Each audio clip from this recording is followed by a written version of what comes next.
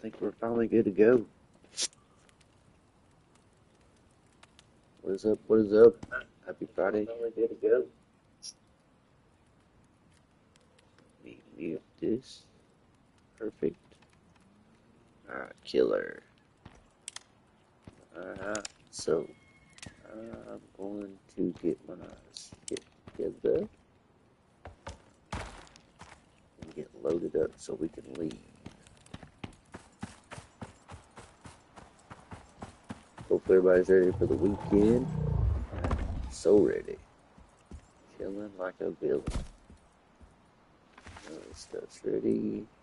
I think I'm gonna take Brutus. Yeah, let's rock and roll Brutus.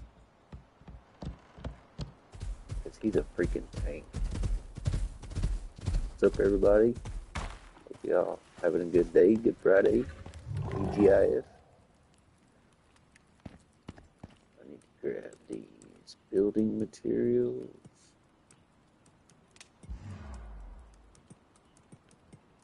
These hedgehogs.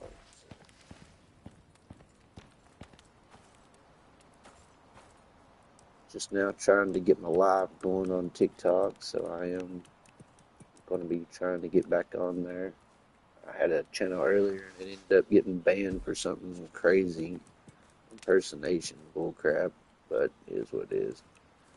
So I'm back, and I won't be doing much e-bike content. Sold the 2DO, it's off to a new home, and bought me a new bike. So I posted a new video up on the channel now. Everybody's more than welcome to go check that out. Went back to the KTM line. And I'm loving it. Loving it, loving it. Alright. I know I need a shovel. I know I need tree sap.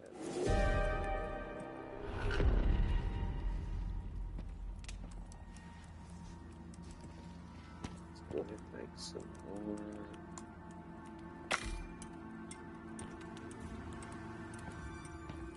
Should be good. What up, Lee? I'm back.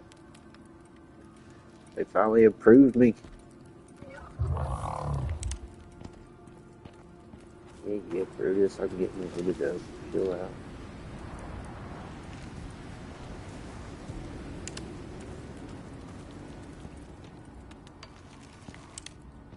Making sure I got all my goodies before I hit the road. Got all my building materials. I got all the hedgehogs. I need to get my good ass food.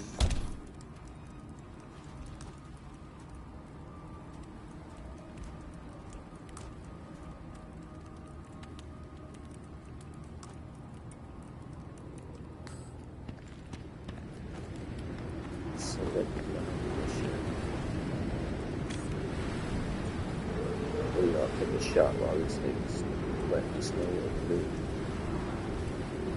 Can I do those, dude? I don't think I can do those. They heard that you'll take any job that pays well.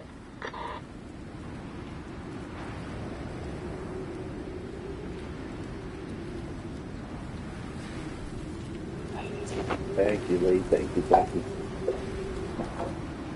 Alright, so we're going to try this mission again, see how this goes.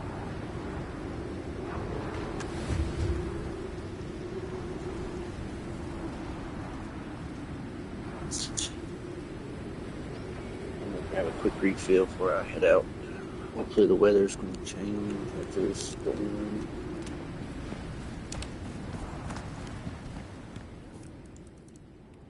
Charge this light because it's going to be daylight. Are you streaming, Lee? Are you alive right now?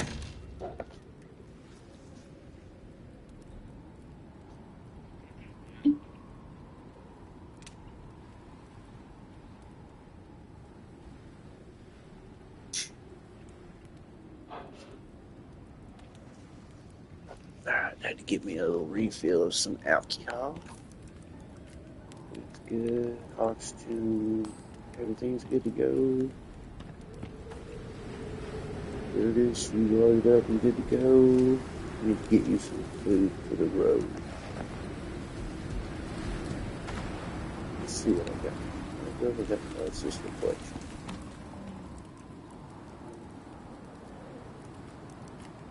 Guess let's just take these carrots. That's what I got the most of. You get stuff with carrots all day. What up, everyone?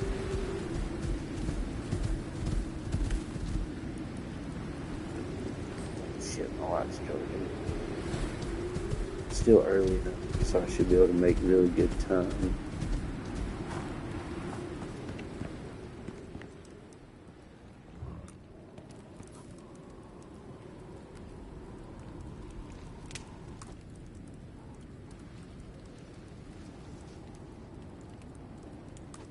I gotta go back up live. Alright, Brutus, let's roll out, brother. Got a long ways to go. I'm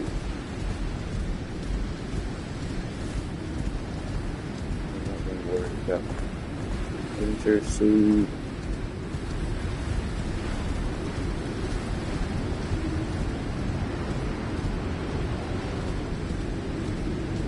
Hopefully this game plan will work out a lot better this time.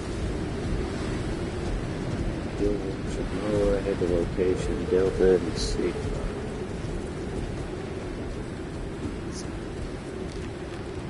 First location. Oh dear.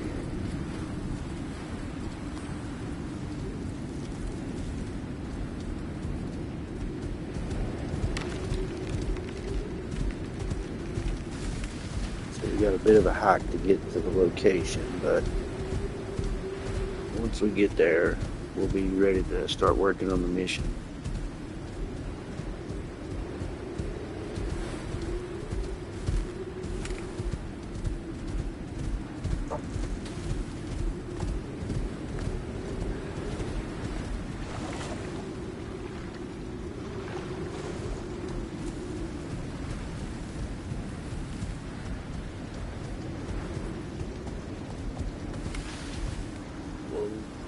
Down, controller.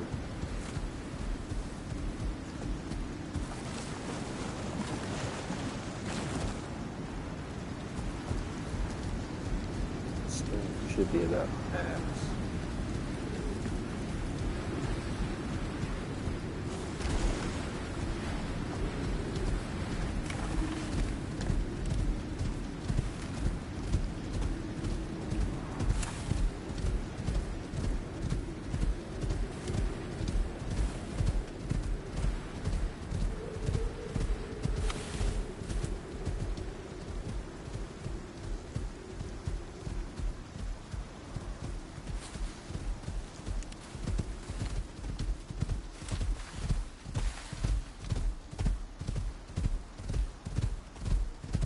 Alright, so we're passing my titanium. So we're getting on the right direction, so that's good, that's good. I guess I could give my little Tusker here a hit of Coke, boost his stamina a little.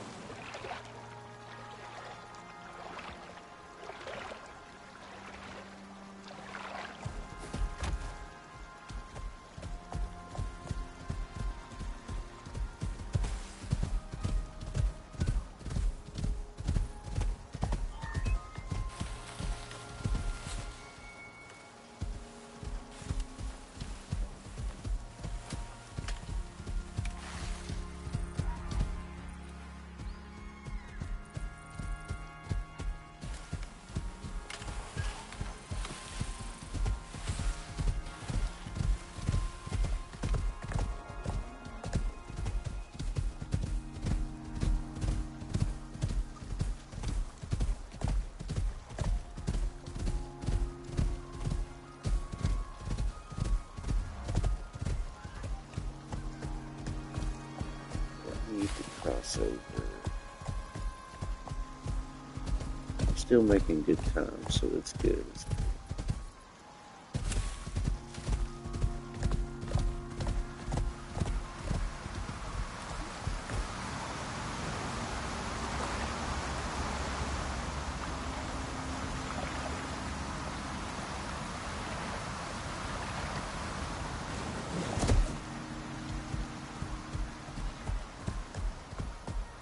Just gotta keep making our way down this cliff line.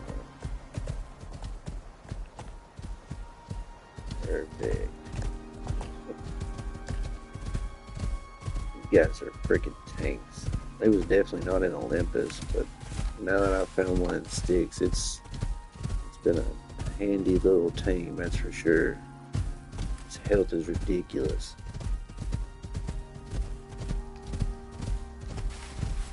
One reason why I'm taking him is I'm gonna be fighting a whole bunch of stuff very shortly. I've got plenty of ammo. Plenty of good food to get buffs. We should be in good shape.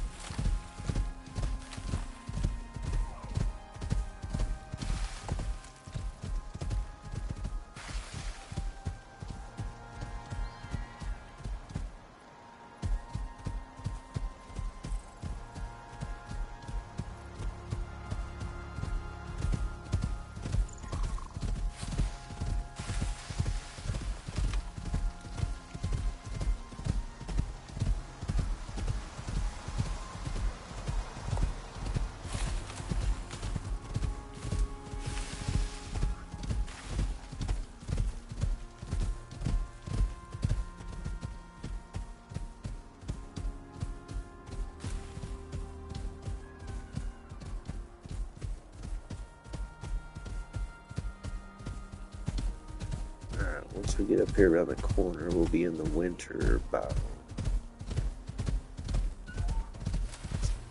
9:30 in the morning. We're still making really good time. I'd like to try to get through this winter area before it gets too late, so I can get to the wolf position and get set up. I know I've got to kill like 100 and some wolves or moas, so we definitely want to be doing some massively hunting.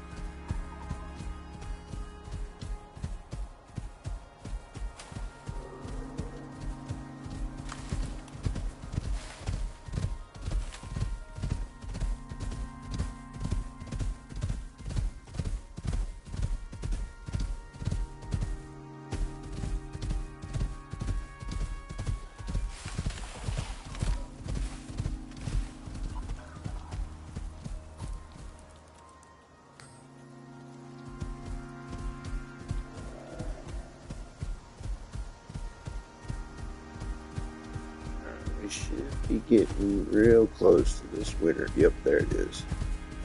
So let's go ahead and set us a ping down, because I know I'm running straight through this area. And we'll be right at the location.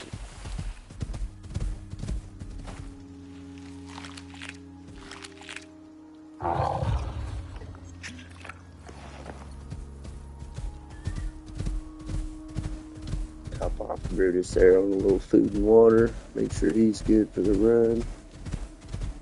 We shouldn't have to worry about anything. I need to eat. Next time I run out of stamina, I'll grab some munchies. In case I need to shoot something, I'll be ready.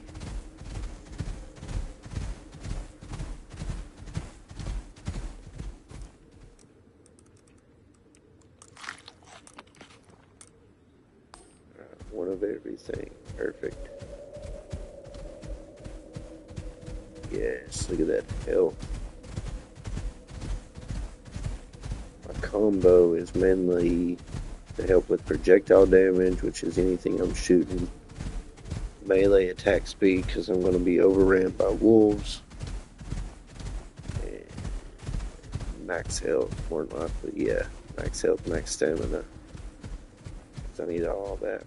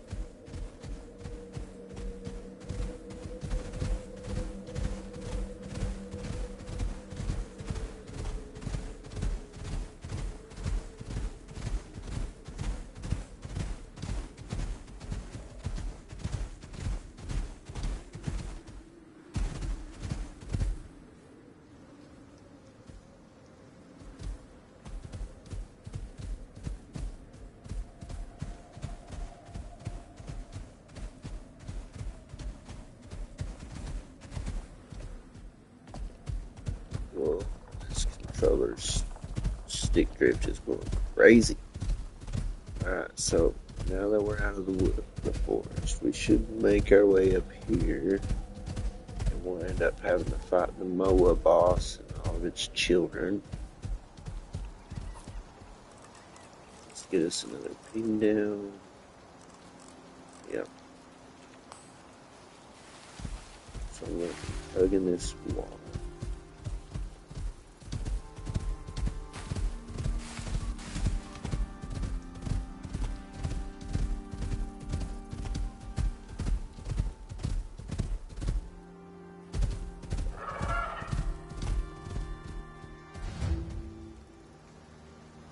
Alright, good deal, we're here. So it's in the herd of Moas. Kill the matriarch.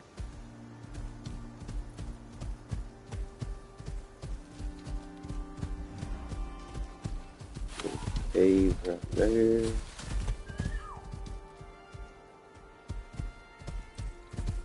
I need to put Brutus somewhere safe. I gotta do some hunting.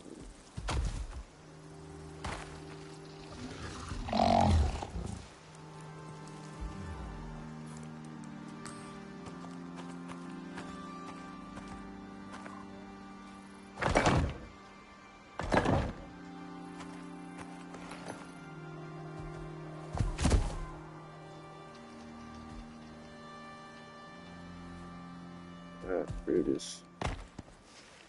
We're gonna chill here.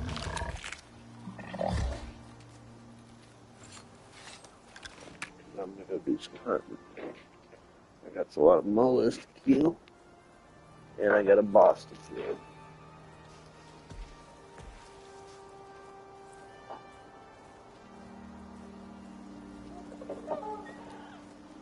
So, let's get to work. Food's got another 15 minutes.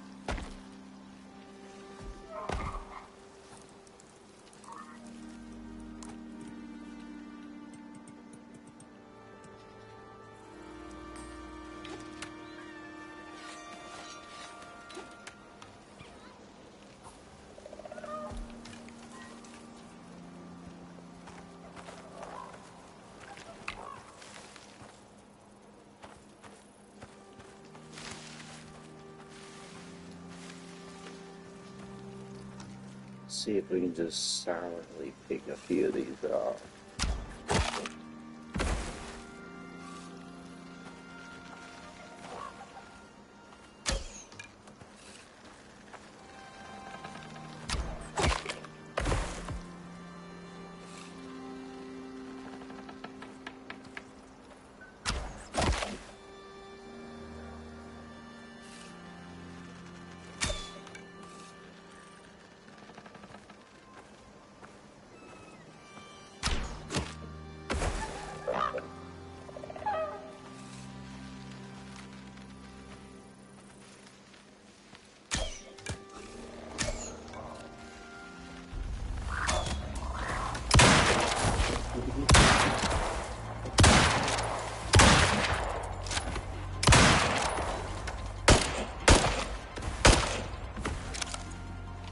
Setting them down.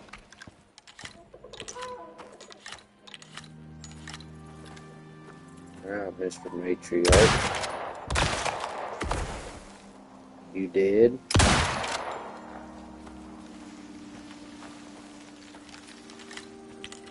No?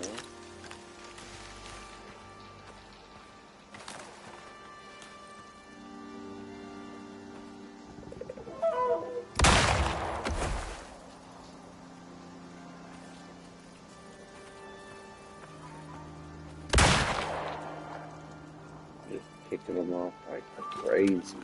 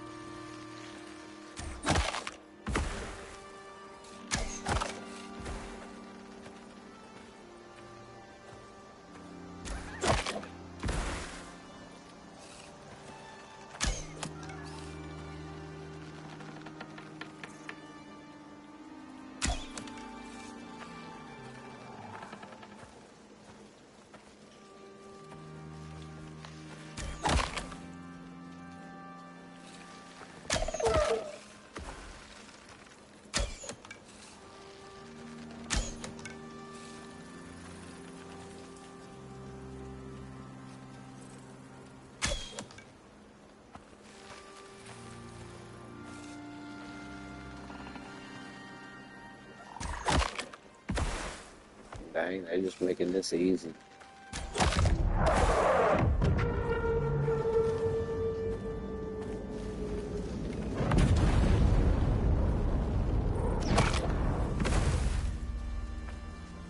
Alright, let's pick our Kiwis up. Where is that? Over here. Let's go ahead and go get Brutus. And 34 arrows, so it's not bad.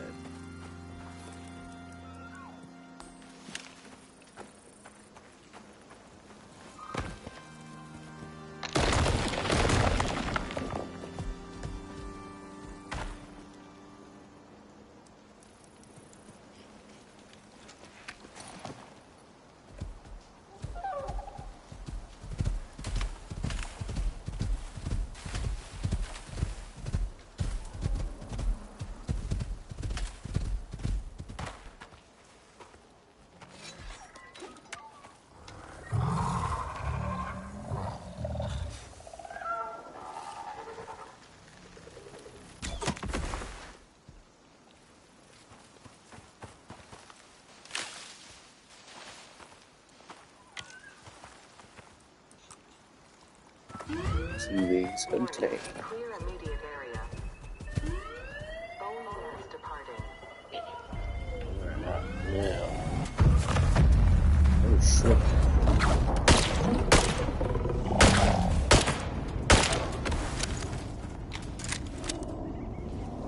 And Mr. Jaguar.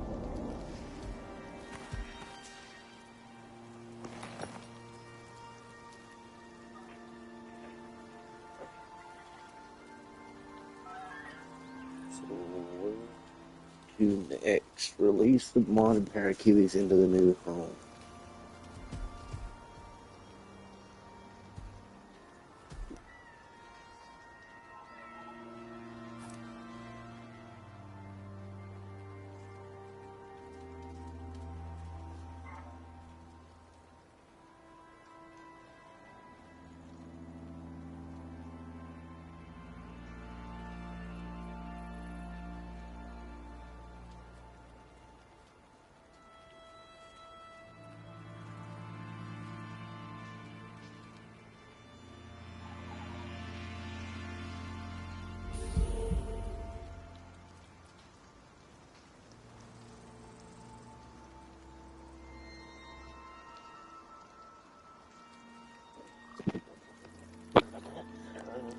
So, alright, we got our Kiwis.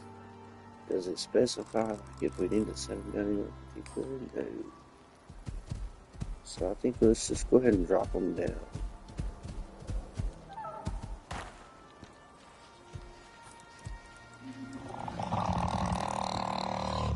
Yeah, dang, Brutus. You just shat all over me. Sheesh. Deploy. Deploy. Hello, little Kiwis.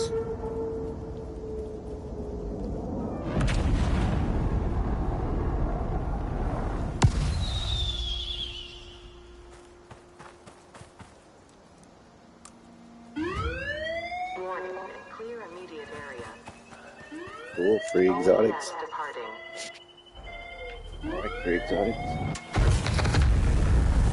Little Sparkle. EGIF. Alright, so what's next on the to-do list? Scout out the nesting location. Okay, so this should be the wolf spot where we gotta take the dens out.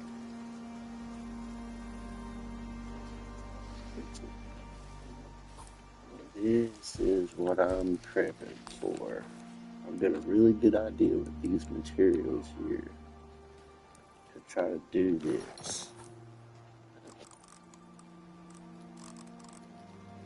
So it's down here. Straight down.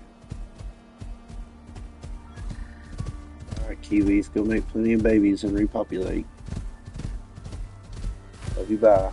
I'm gonna go make more nests for your children. This one, no? Yes, so. Alright, Brutus, put your climbing shoes on. Come on, man, you can do it. You gotta be better than Duke.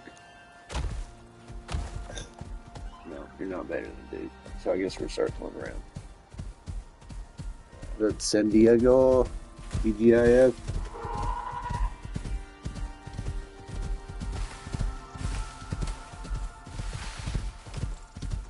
We'll just go around since Brutus here is a freaking tank and he can't jump 6 inches off the ground. That's alright though, because he's a freaking tank. Hola, Buffalo.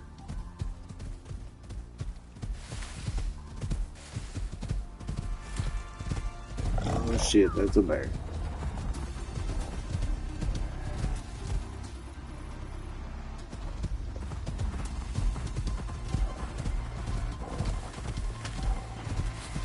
Did we get away from it? Nope.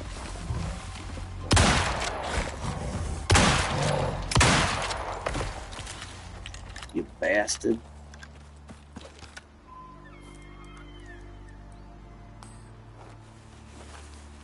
What you get for jumping? What did it give me? A deep wound. Okay, so that's a suture kill.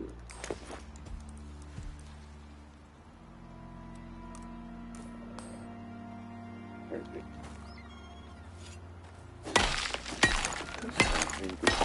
Good. Put up to that. TGIF, brother. Orange towards red. You need to stay towards the edge. We're getting ready to have to fight a whole bunch of wolves.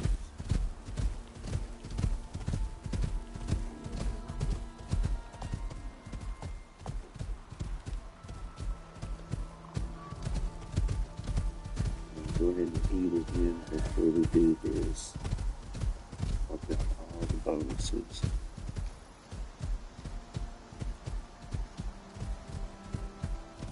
I'm really hoping this game plan is going to work out this time.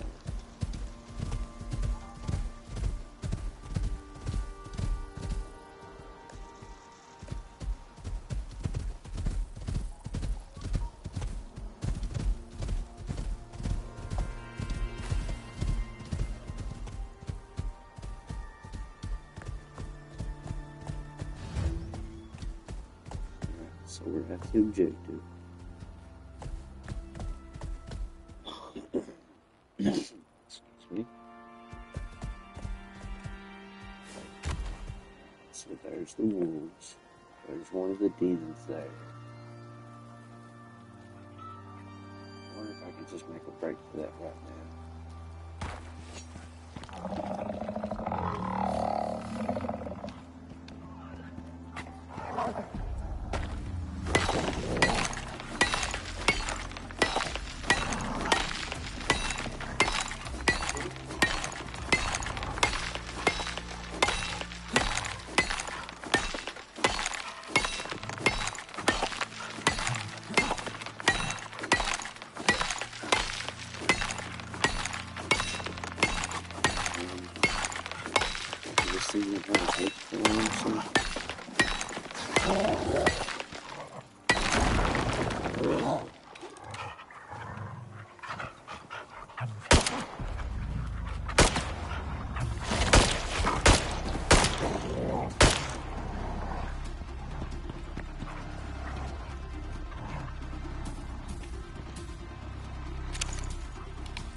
Good deal.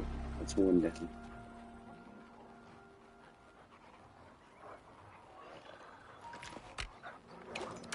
Everything's loaded. Let me go ahead and eat.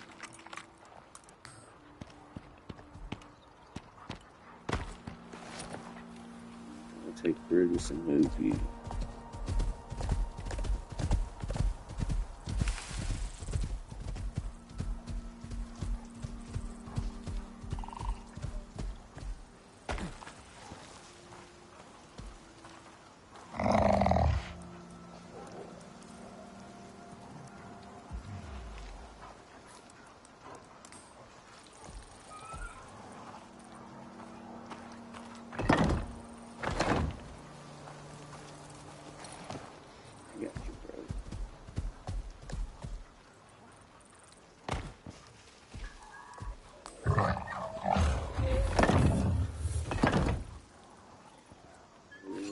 This is going to work out for us.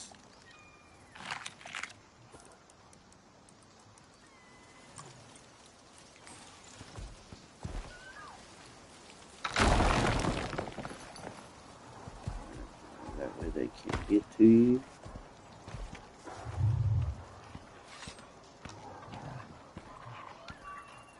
Now you can start picking these up.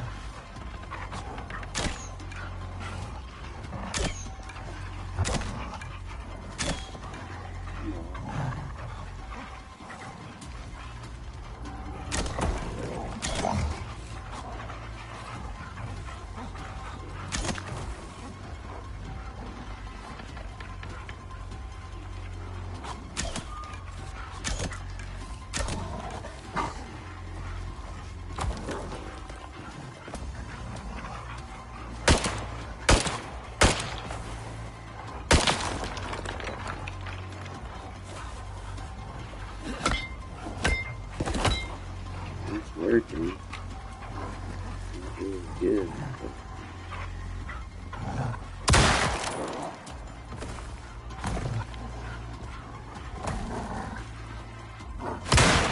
Shit.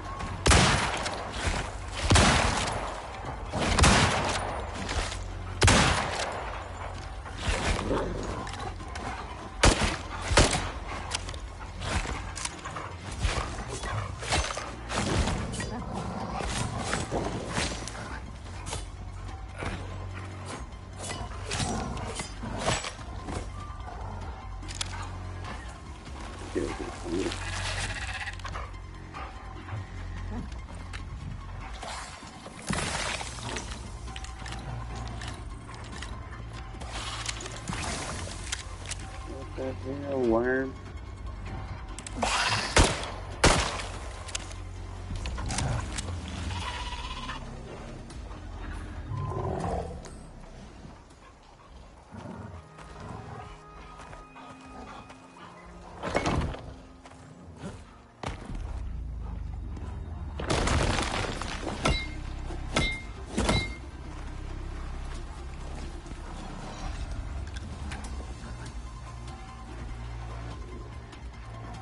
Looks like there's only one. Let's just make a really good.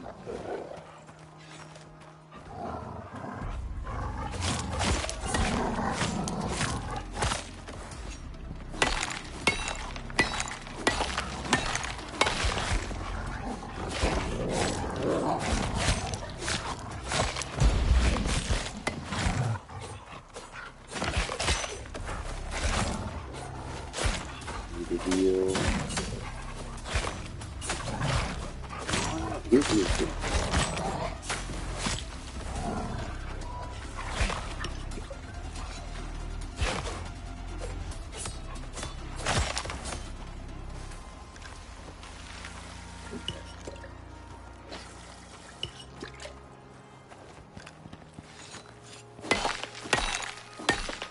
Back at it, back at it. We got this.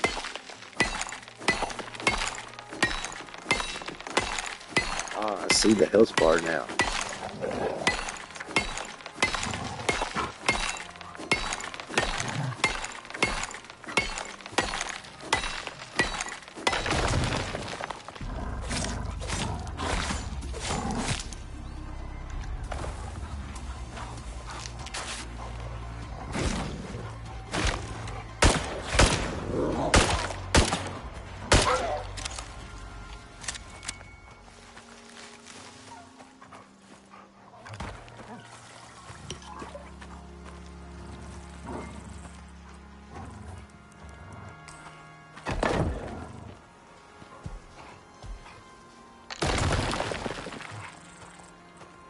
Good, Brutus?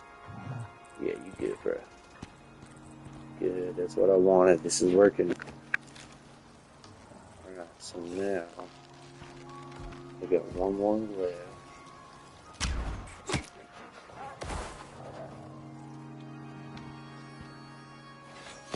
It looks like I could probably make a break for it right now.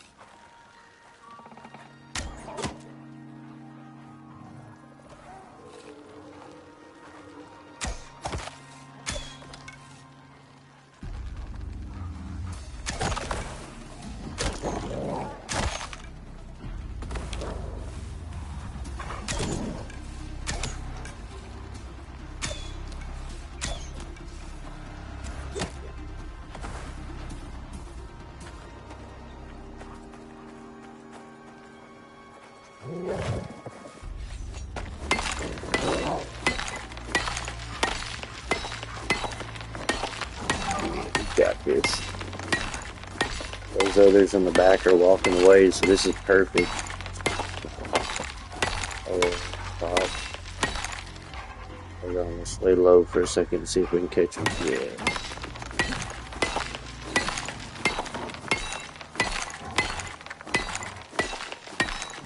long as they're moving away, I'm good.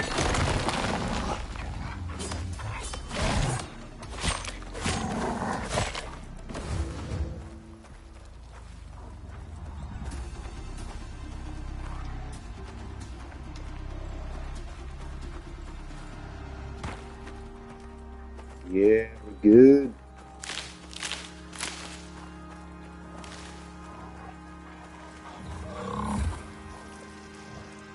I'm coming, Brutus. I'm gonna get you right now, bruh.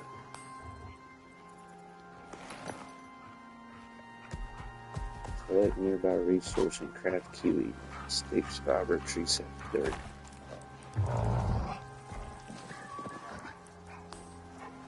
Okay, so I got tree sap.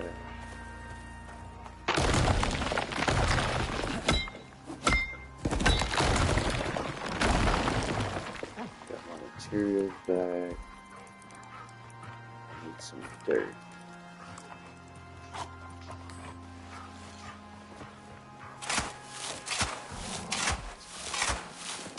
And I gotta make 3 nests.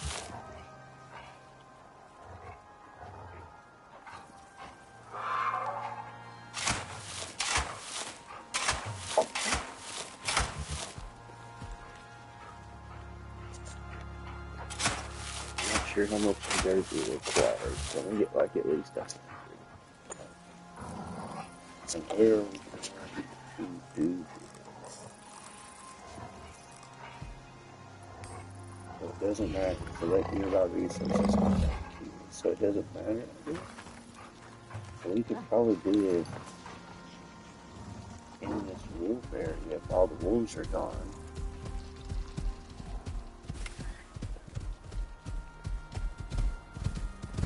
Oh shit, no. Probably not a good idea. We might could set it up right here in this corner though, since they're not here.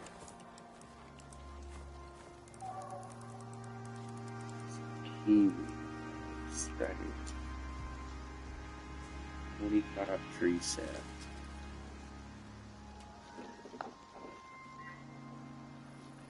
Alright, so this is also where they're going to like send waves of enemy. So I would like to get set up first. And we will just do it here in this corner. I think that's going to be our smartest move.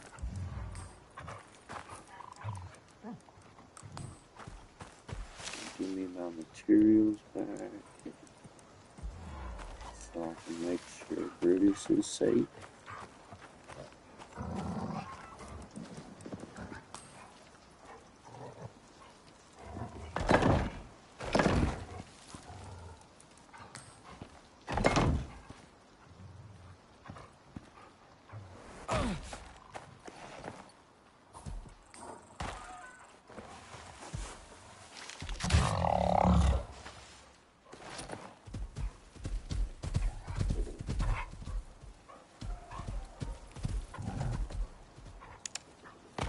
Brutus, you're going to chill here. I can have these ramps back, but I need the walls and the half pieces. I can have these exotic. I need some of these. We're going to set us up a little barricade.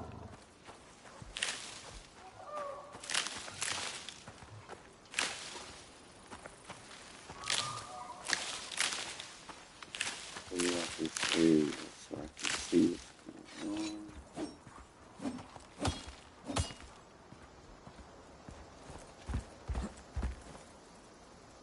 I just got myself stuck.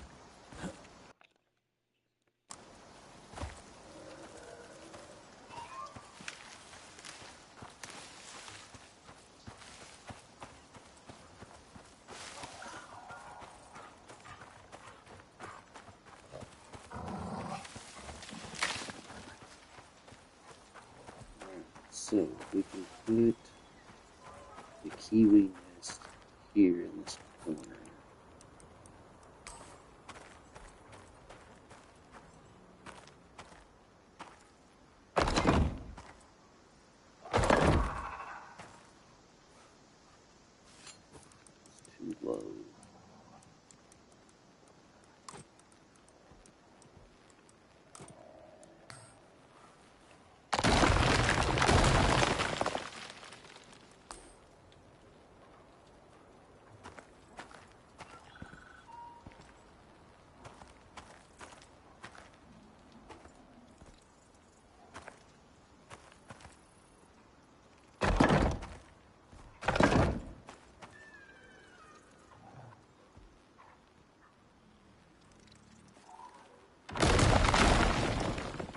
Start up here then.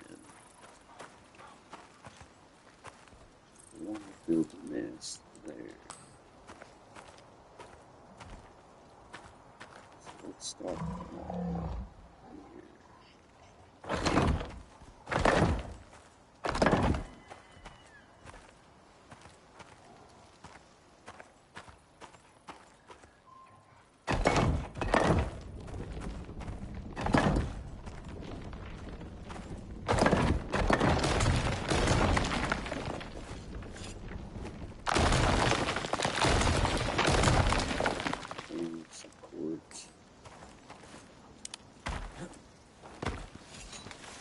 Grab a tree.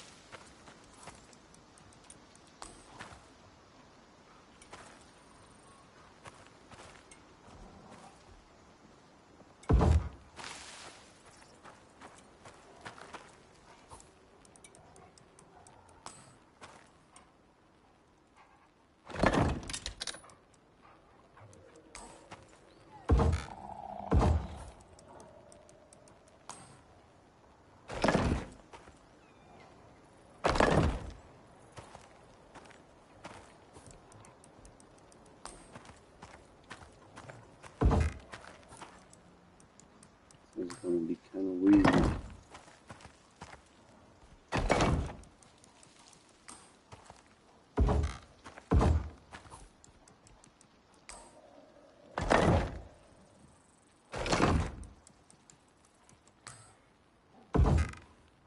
Not work.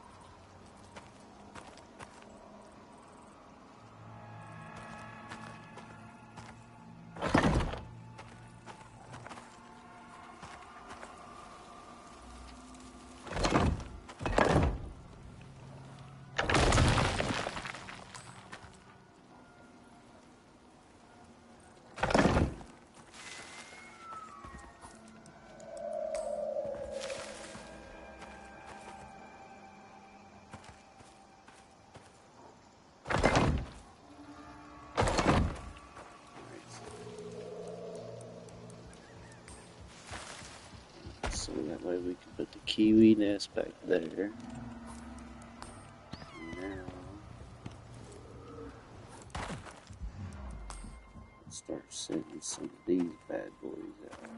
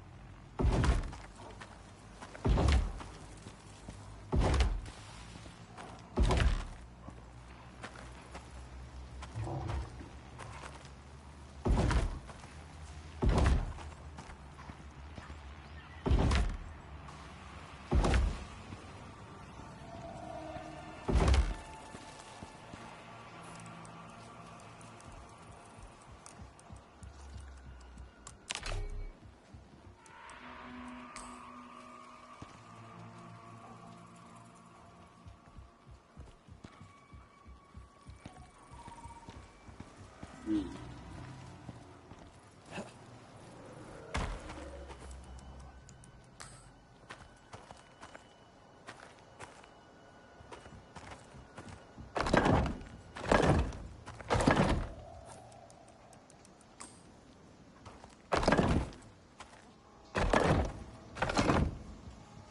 In that way, at least I can still benefit off that.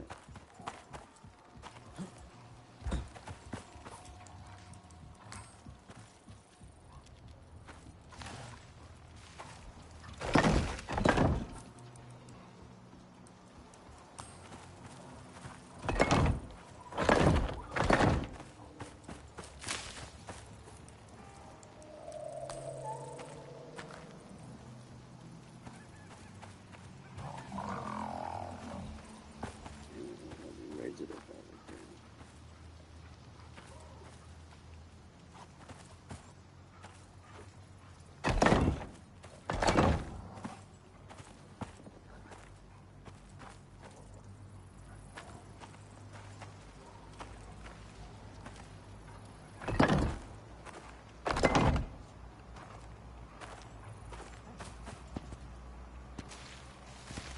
I think we're good.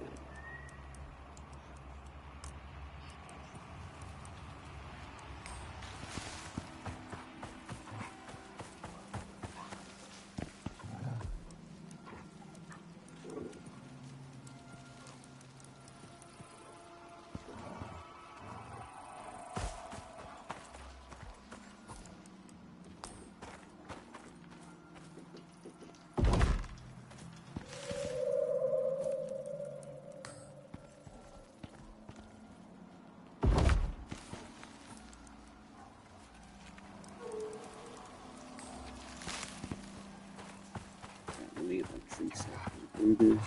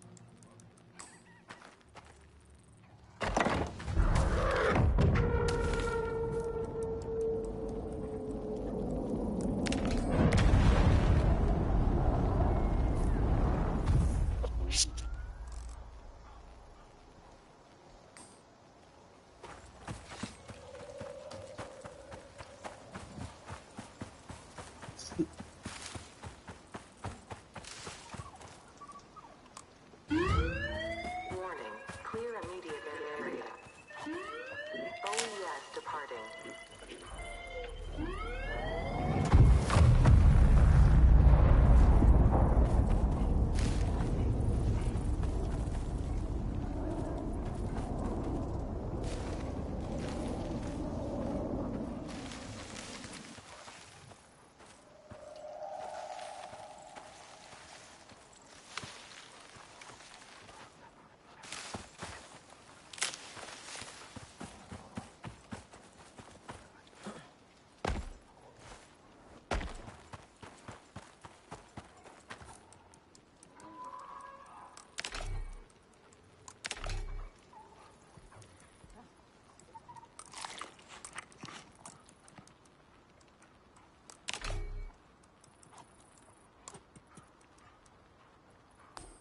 So we could go ahead and start this now.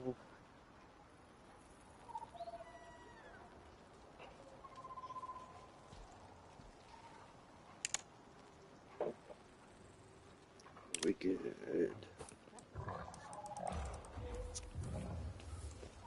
Make a bed and fire and do it in the morning. I have no stone.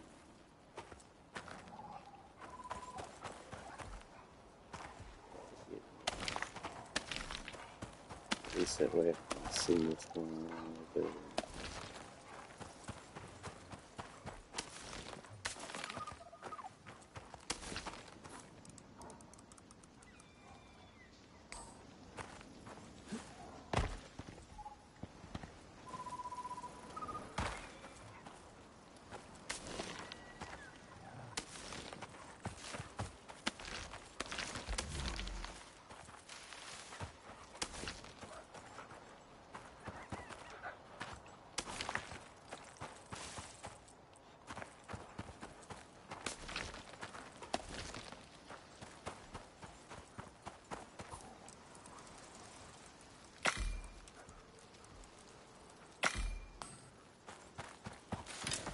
Yeah, let's go ahead and do that.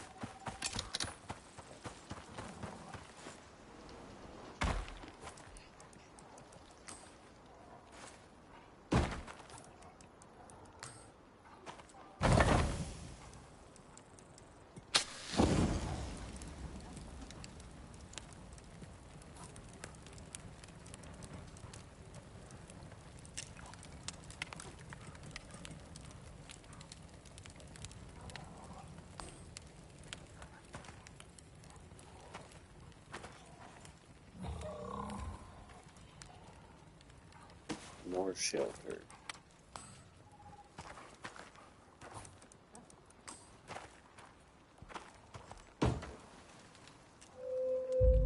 Perfect.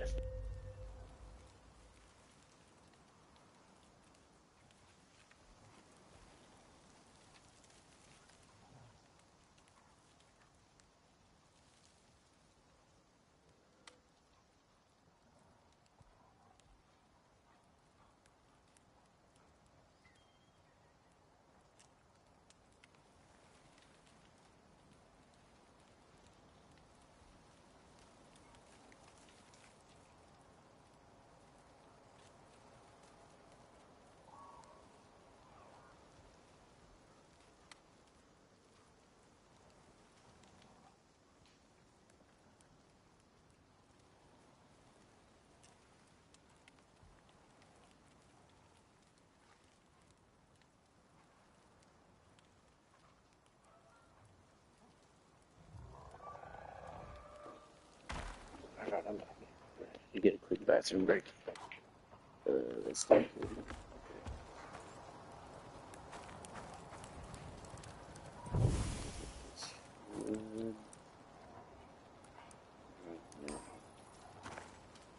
The only thing that we should have to do now. What up, Elvin? What up, Leo? TGI, everybody. Is put the eggs in.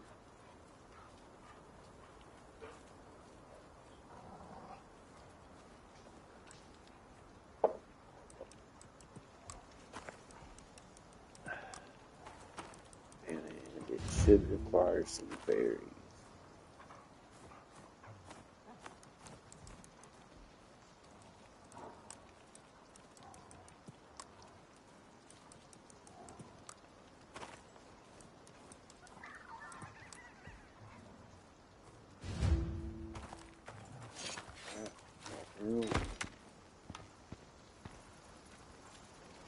Return to mission area.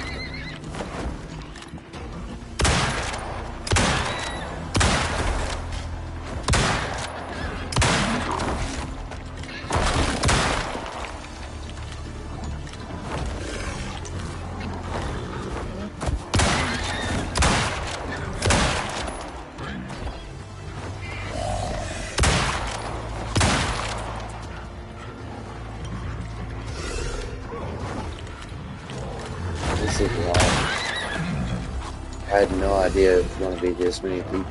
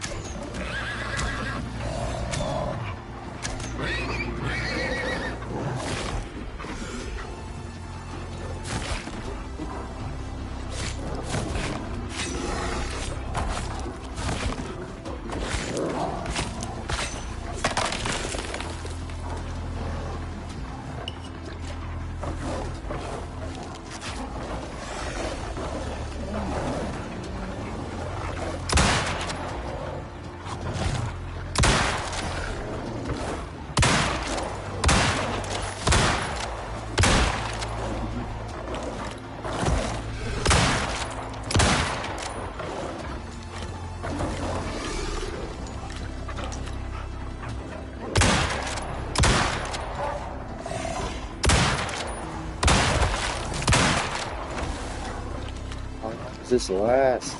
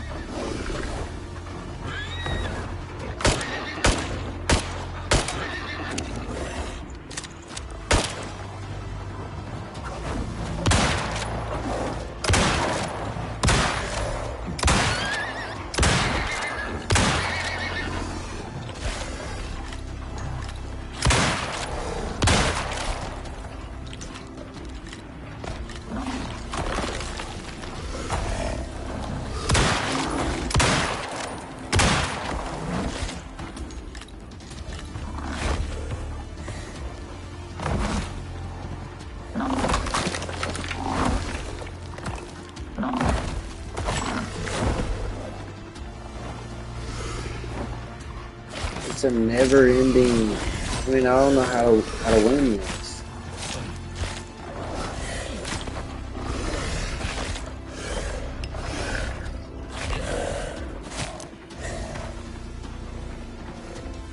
Return to mission area. Remaining is 3. I don't get it.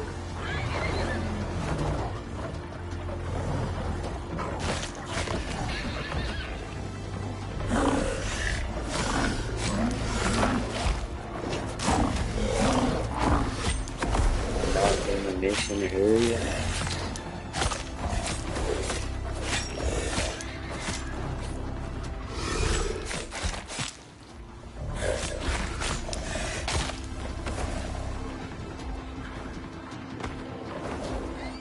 Mission complete, finally. Holy cow.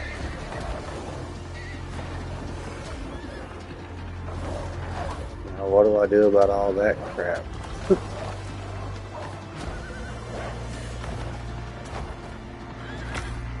Make 10 shots.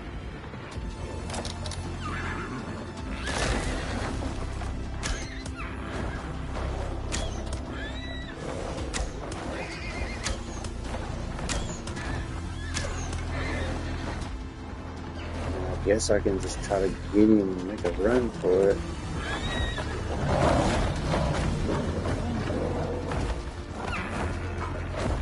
No, it's not gonna work.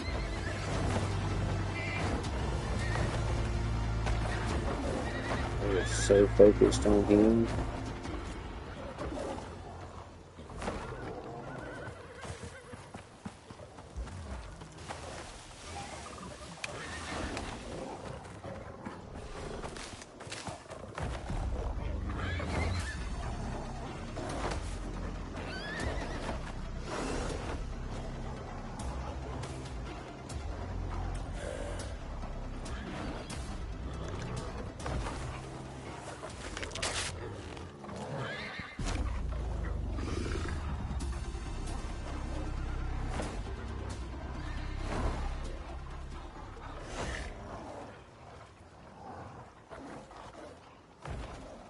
thing I can think of is maybe put some of these hedgehogs down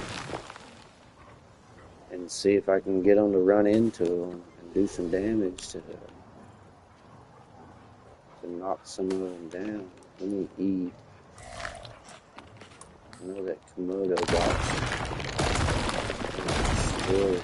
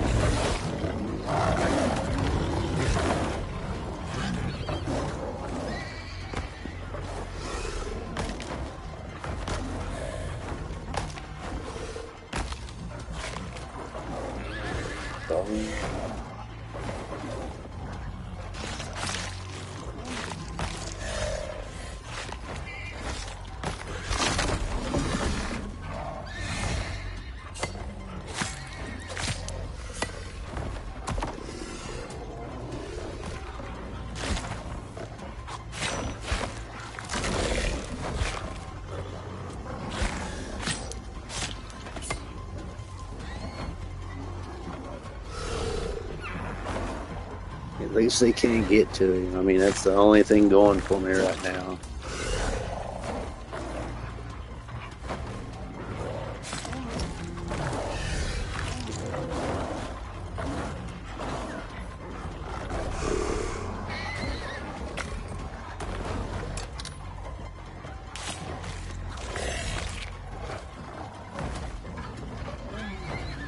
Trying to get some bones so I can make some arrows. Hopefully they just keep like despawning instead of just showing up. If more and more just keep spawning, I don't know what I'm going to do unless I just build up to them rather than run.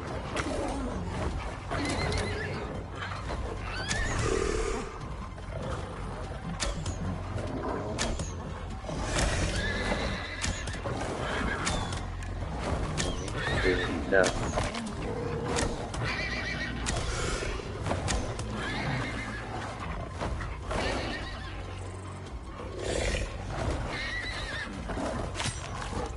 This is wild.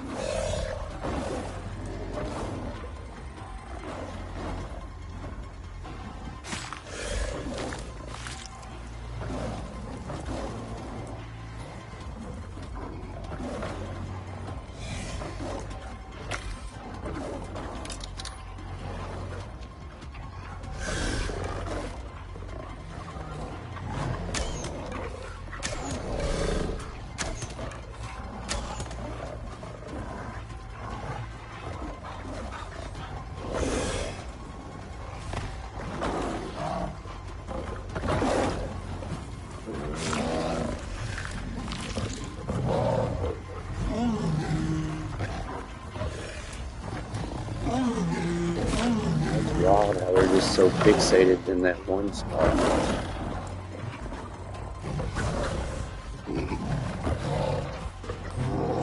Oh, now I need sticks.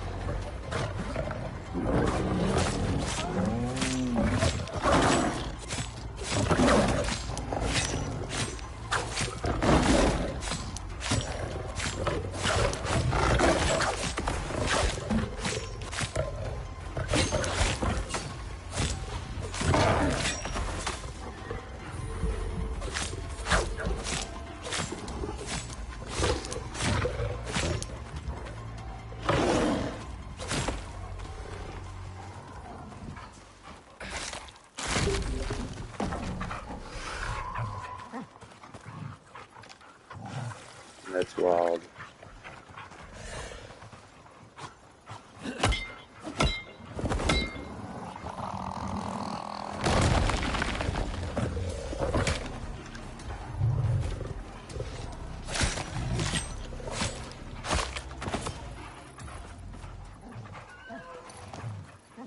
We need to get out of here. for this like ASAP.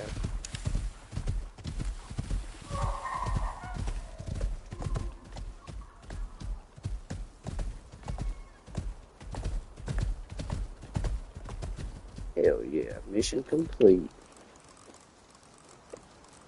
Alright, let's start making our way back.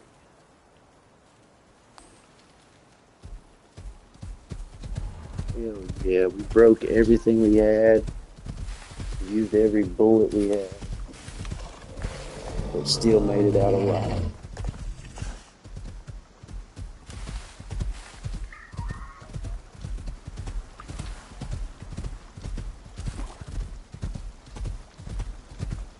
Shots for that.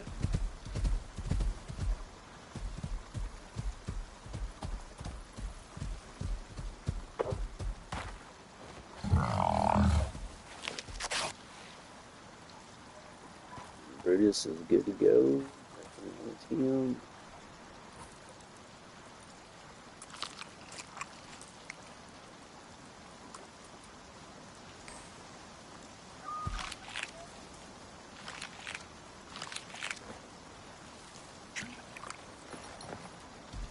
Big guy real good. Ready to go. What up, everybody? PGI it. Sorry, I've been kind of locked in, focused on killing that crazy massacre of animals that just bum rushed me. It was wild.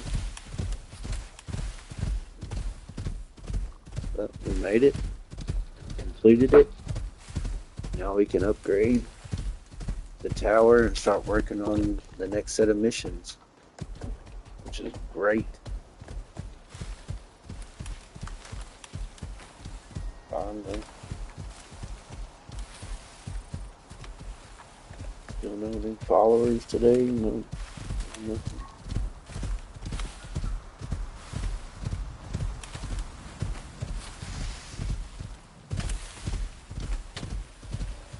Trying to get my popularity up on TikTok a little bit, so that way I can start live streaming a little more on there as well.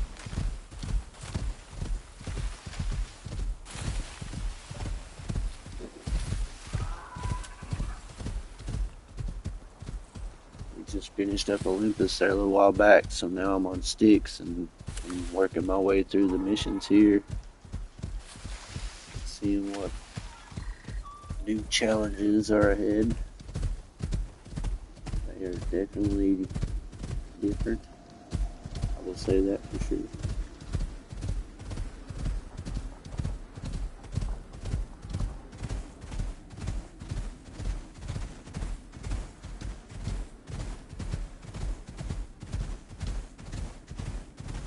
But I'm liking it. I'm liking the challenge. I'm liking the different vibe, different scenery, new map, new area, new animals.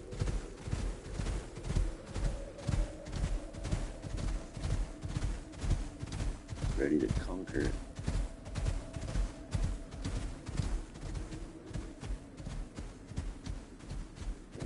So we're still good. We should be able to get through this wooded area, or this forest area, before it gets dark. It would be great.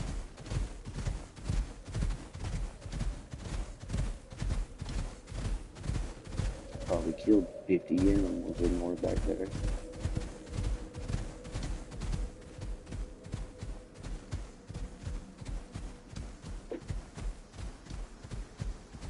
Can't believe I ran out of all that animal. Here, I thought I made extra. Had like 150 armor-piercing pistol rounds, 100 armor-piercing rifle, 30 incendiary, like 50 arrows. Thought I was good.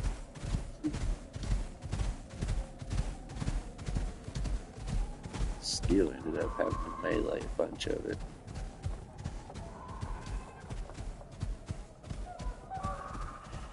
But it worked.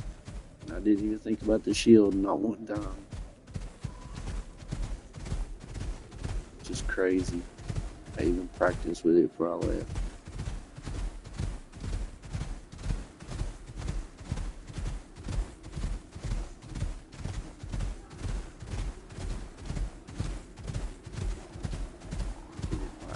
somehow.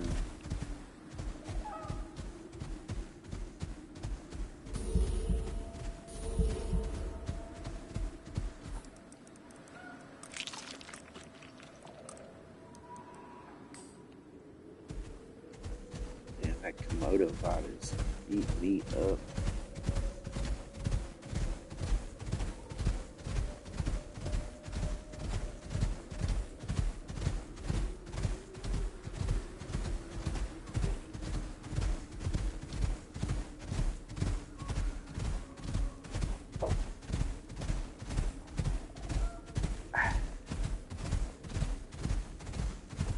Hell yeah. So we'll get back to the house. We'll upgrade the machine and unlock the next set of missions and see what's on our to-do list.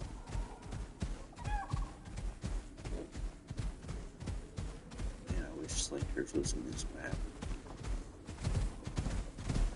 I'd grab me a Slinker. I'd be the first one to see.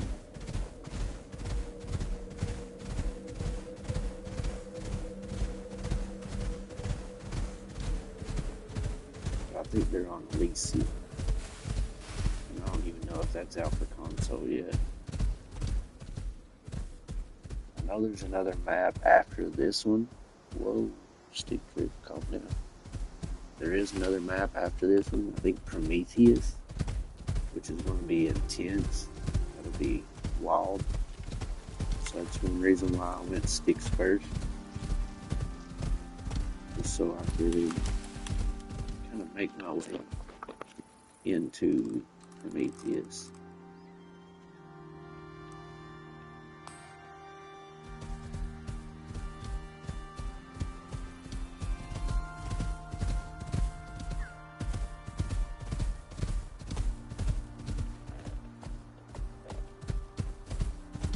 Prometheus has got the lava zones, the bio zones, the swamp zones.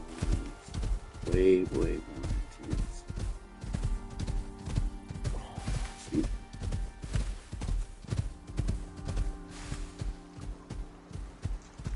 So at least this way I'm kind of working towards all of that. And I can get everything unlocked and prepared. But when I do drop in Prometheus, I've got a lot of really good gear to help me right off the rip. That's what's going to make or break you on Prometheus.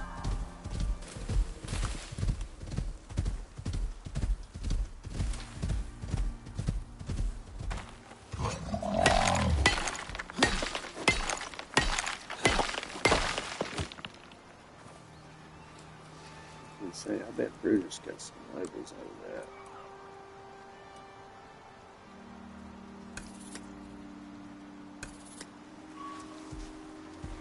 Give you a little sprint speed, some more health.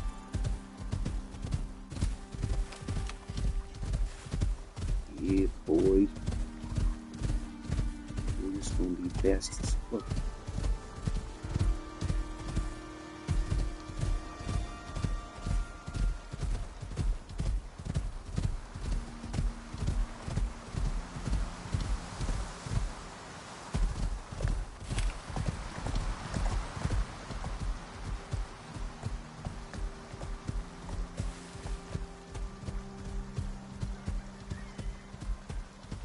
Need to get that stamina refill a little more. Keep this sprinting. I found a little shack I made for the exotics. I'll bring that back with me.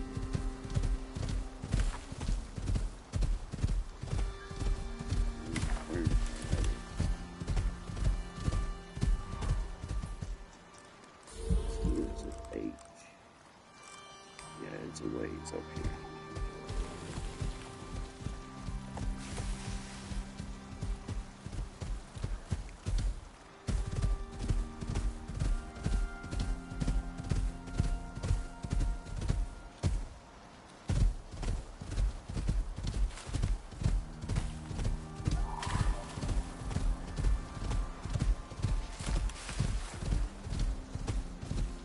For any of you guys on YouTube, I am live on TikTok, trying to get a little bit of followers going there. If y'all want to go check me out, same name. Well, no, it's actually under Shane Rose, my real name. So by all means, feel free to go check out the TikTok. Need a link in the description. I'll link it in the info. So you guys can go check out the videos. I got some pretty good KTM rides over there and stuff. Got my new bike out. Some sound clips. Trying some angles on the 360.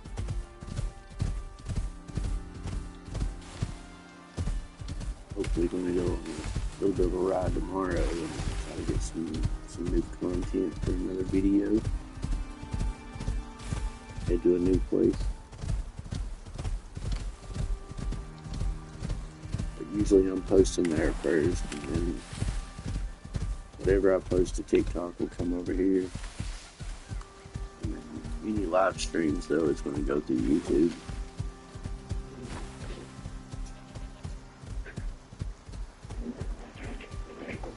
But any support and anybody stopping by is definitely well welcome. Appreciate the company. Always willing to help.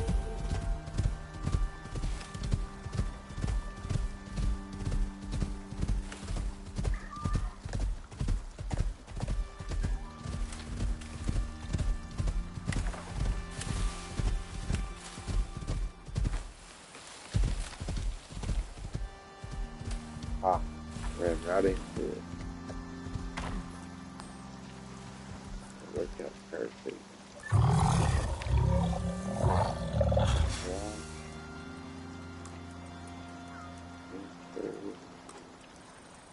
Transfer.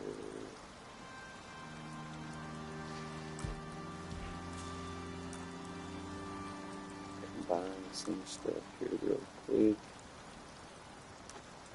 Move a few things around.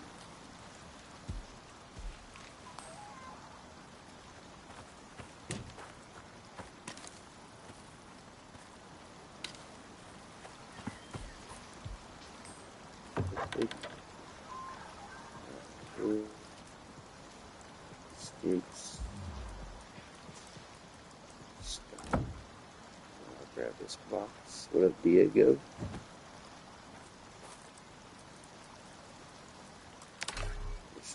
That.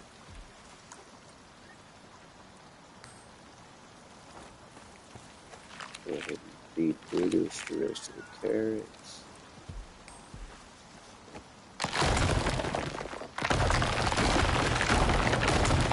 And we'll bring all that back.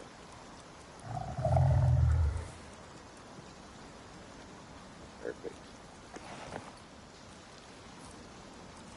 Screw this, let's rock and roll. Make it back to the house. Here's the house.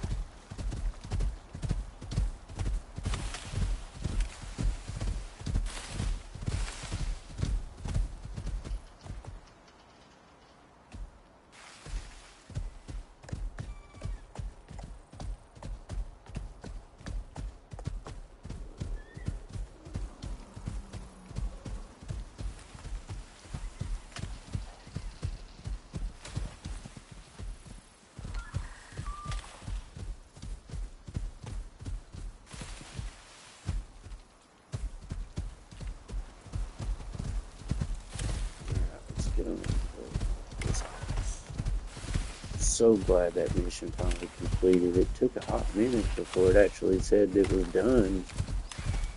I didn't know if I was going to be able to complete it or keep them nests protected long enough, but it finally mission completed, so it's great. 11 more minutes of a Komodo bite, though. It's going to limit me hard. So I'm just going to get back to the house, unload, maybe upgrade the tower. We'll see what's the next set of missions.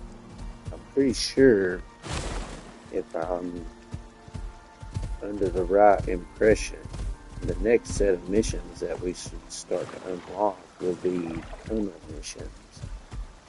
New areas to new locations or shortcut passages, which is going to make traveling a lot easier in this area.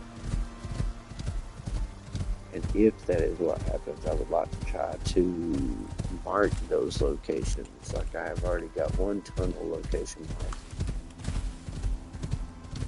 That way I can start benefiting off of them when I do get them.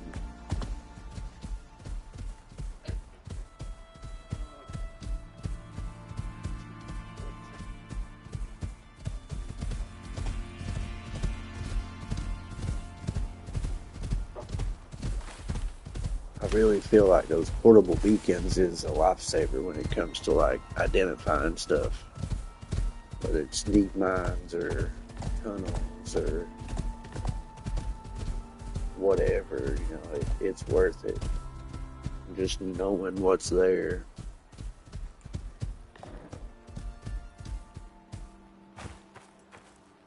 Sweet home. Let's put our food in the fridge.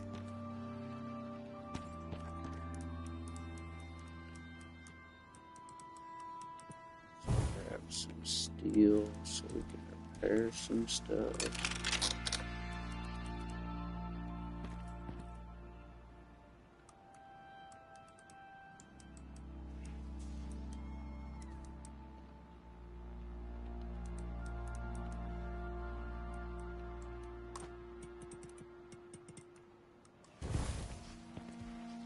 So we need titanium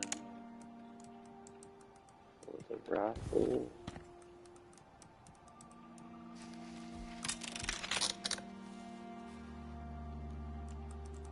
We'll just use the rest of it and make some platinum sheath or titanium sheath. And I need platinum.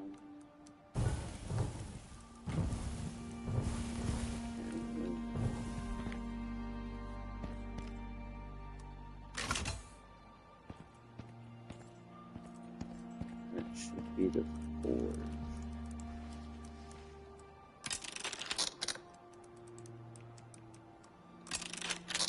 Perfect. Alright, so everything is repaired and back to normal.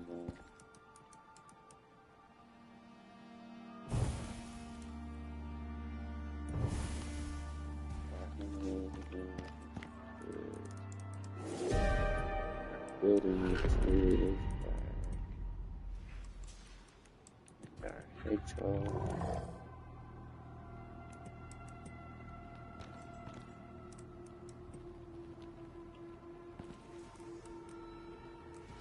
Then I need to see what it's going to take to upgrade the tower.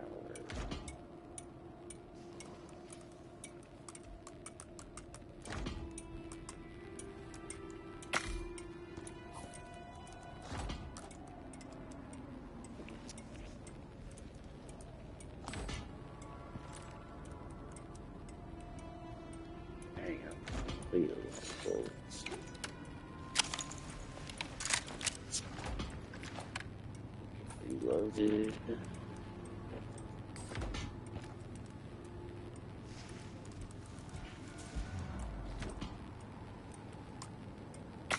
Let's get some rifle rounds made.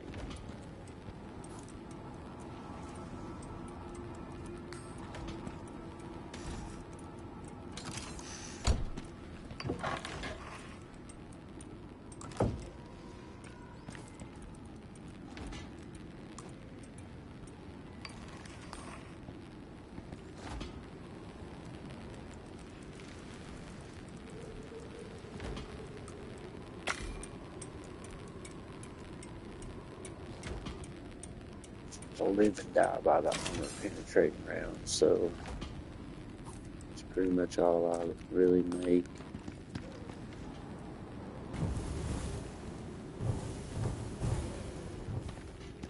Let's get some more platinum sheath.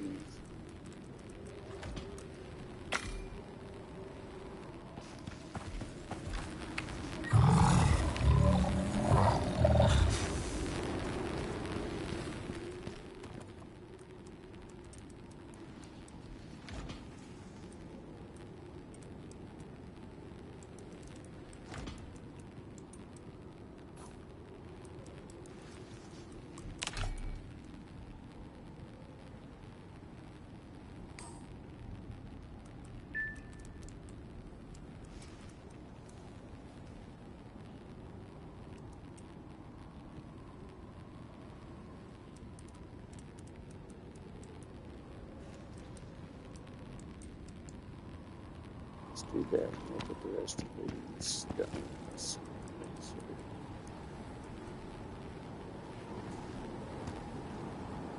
So it's up here.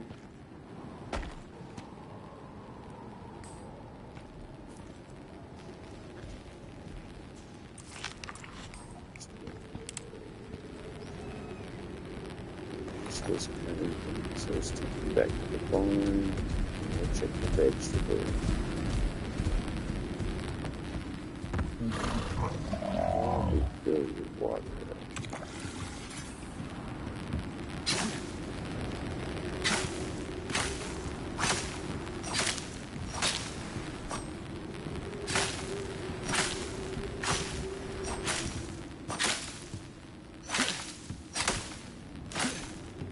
Perfect. Everything is done.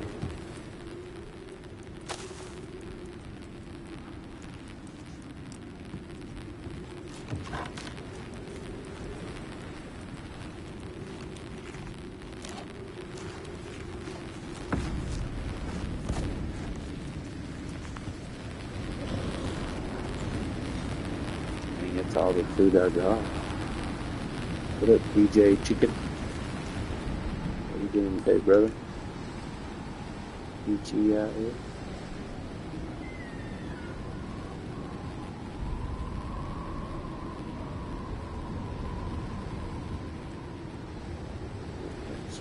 Perfect.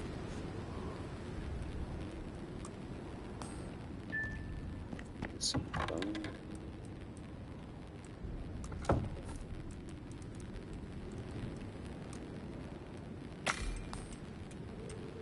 So I do 13 of those.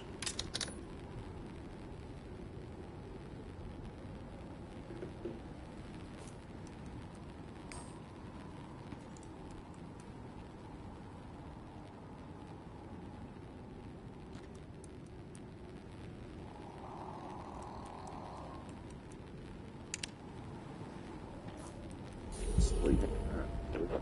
Pistol. Trade those out.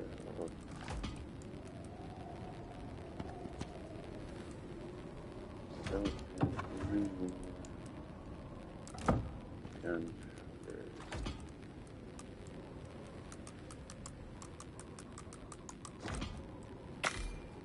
So let's do that.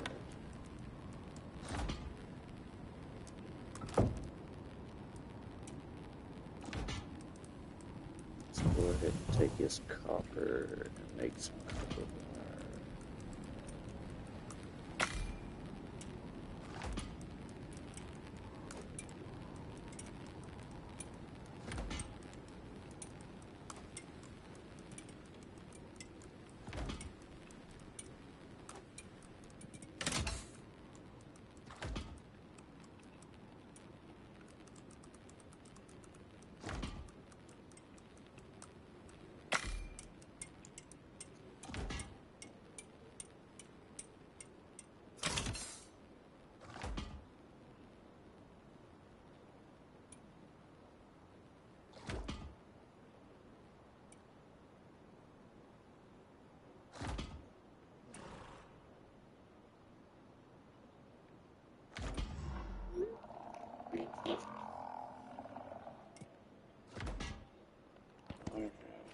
So let's switch to armor piercing.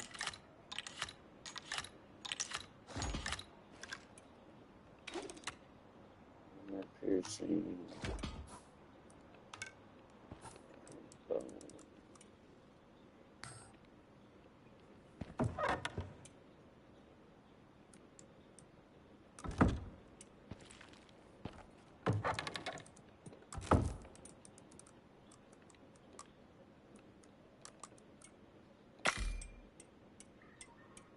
Alright, now that'll give me a little more arrows back.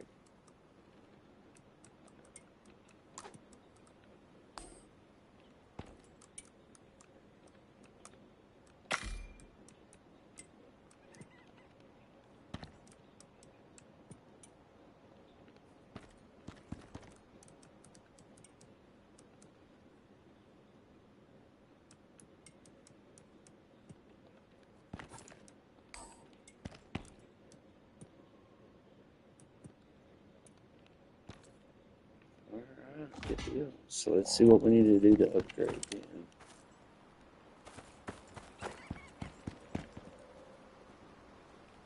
So it's the contact device.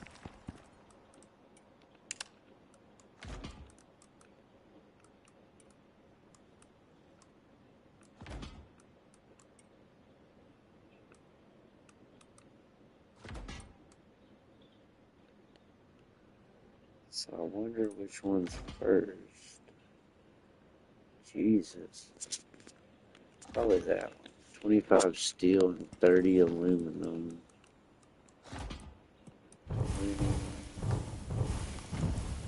5 steel.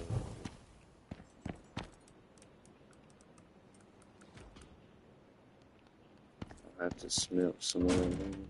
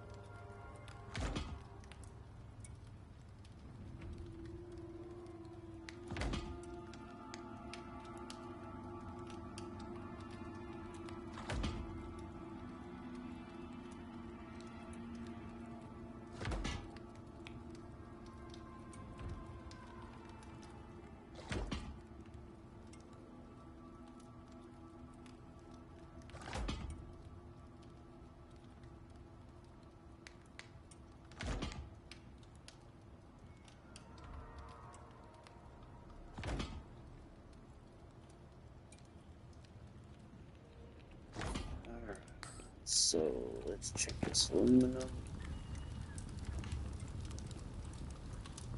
So we're at 28. And we needed 30. So one more.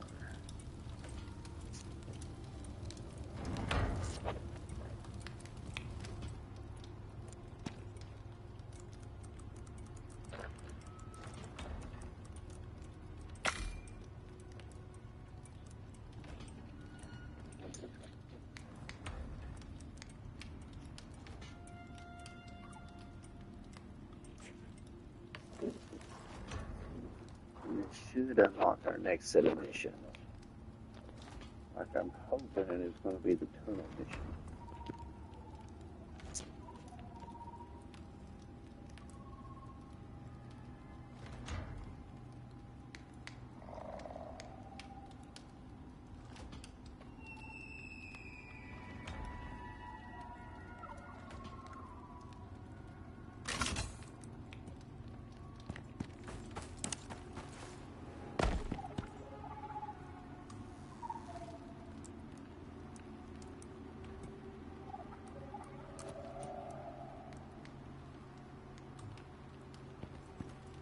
Nice. Operations. Yep. Alright, good deal. So that unlocked the next 4 missions. Here, here, here, here. looks like everything. So let's see what they are. Just came down from on Show high. expedition. We're pushing Investigate through reports to of an oasis. redacted. Well, data on my personal map marks it as Dusty Barrens. Sounds delightful. Legos want someone to trek through to the site and scan the surrounding area. This is new terrain, but you're not the first someone to attempt this. You may be the first someone to survive it. Think that someone might be you?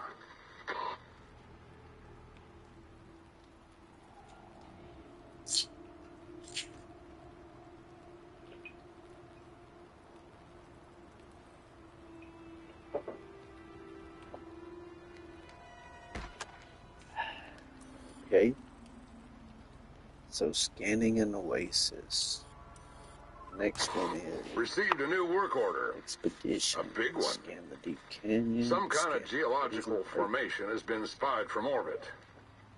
Powers that be want more information and to open up that slice of Terra Zone for development. Something about it not being formed naturally. Not sure if I like the implications of that statement. On top of that, we've had reports. I'm not sanctioned to share until you're on planet. Good pay, some risk, considerable risk. You in? Man.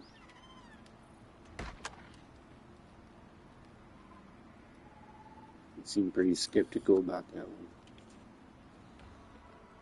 Oh, there's another. Oh, no, it's done. Okay. So let's see. Proceeding next. Legos and Group Vertigo. 15 want you in on this. Scan, Making a name scan, for yourself, scan. Prospector. So, 2 goals. Legos wants to open up a new area for exploration and exploitation. New area. And 15 lost prototype equipment on a downed shuttle in the same area. Clear a path You get to play into lab the rat for the new Mark 200 prototype laser. Something hush-hush about its coolant system. Thoughts? Interesting. Okay. I got a big one for you. UDA UDA needs a trail blazed. Preliminary data gives us only a rough idea where. Interference means you'll need to triangulate the location from the ground. Can thank the ACS mischief for that. There's nothing here that mentions the interference is dangerous to prospectors. Still interested?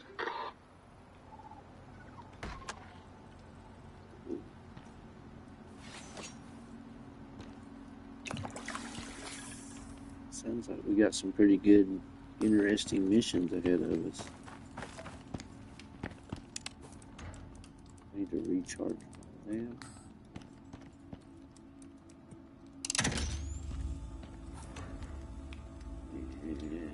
probably repair.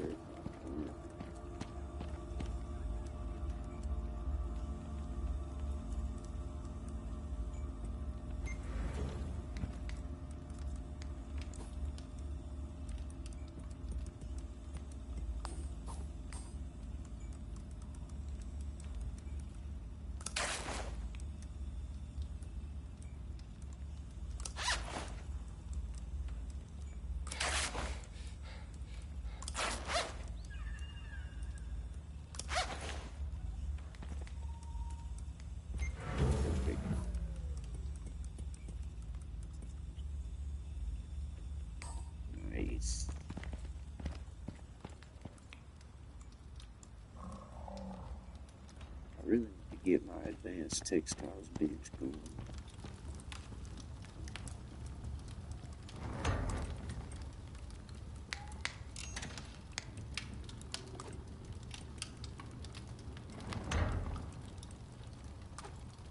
Start getting like good attachments on armor.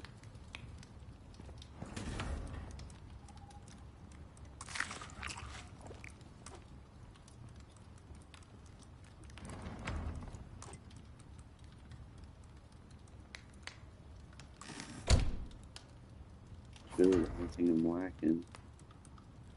helmet attachment, and my arms and feet.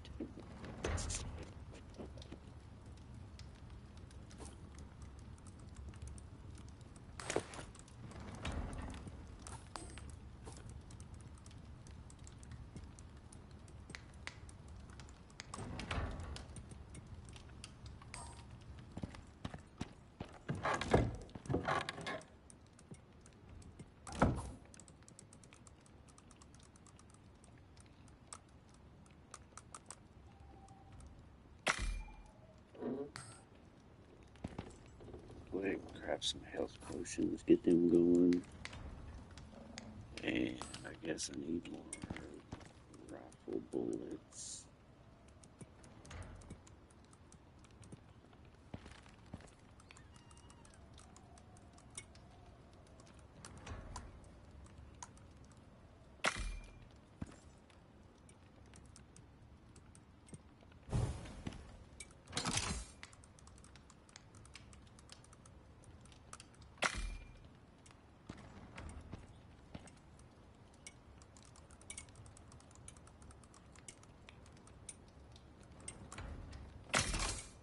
Give me 21.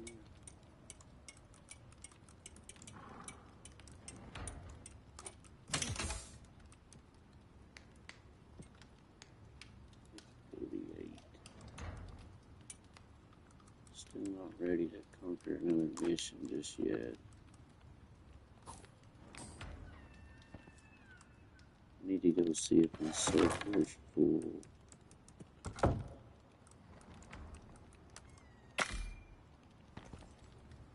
And check that in the morning.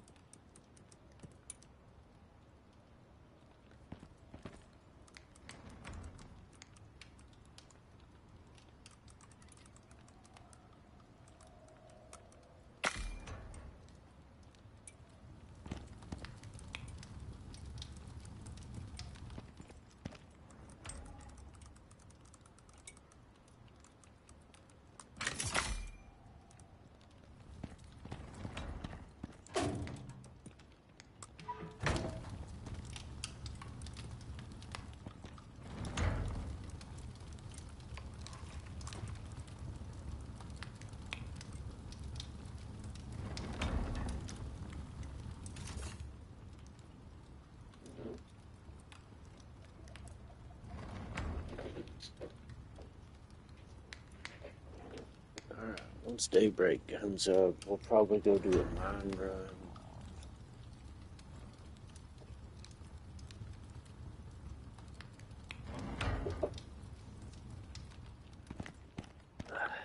Fill everything back up. We got plenty of biofuel, so we can make sure everything's running. And then I need to get something on platinum again.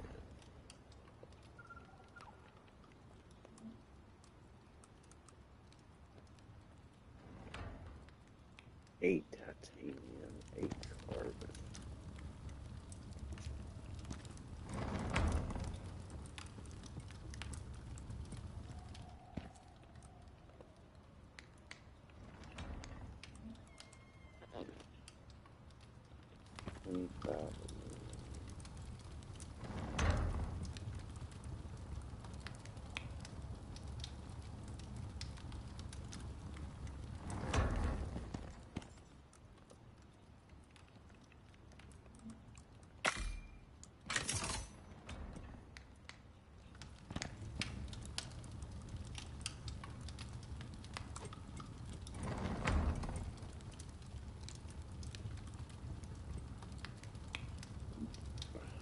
So that way we can get platinum going.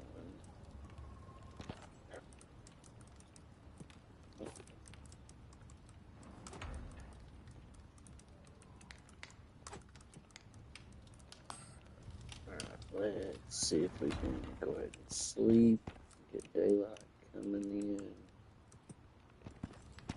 and we'll go ahead and go get our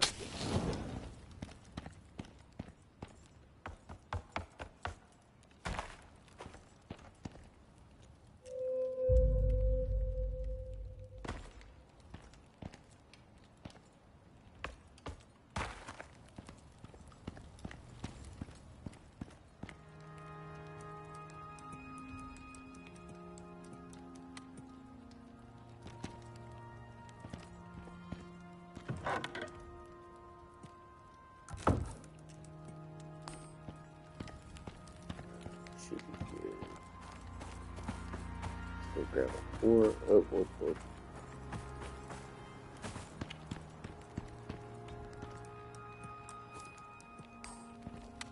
Now we're good. Let's grab Duke and then we'll go to our run.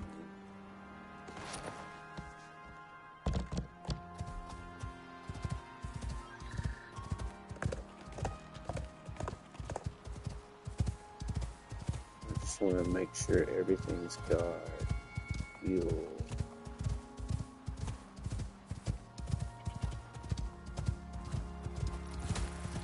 So that way we can get it all tomorrow.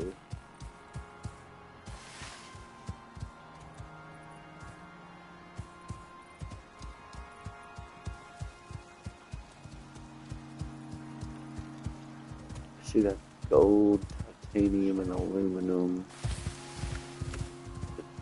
top off.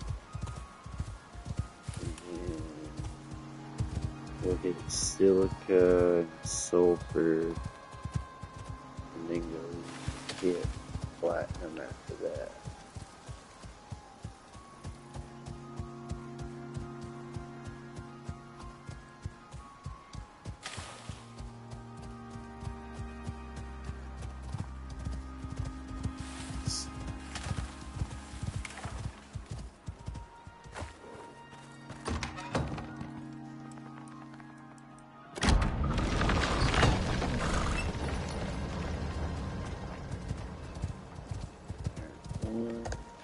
Now let's go with titanium.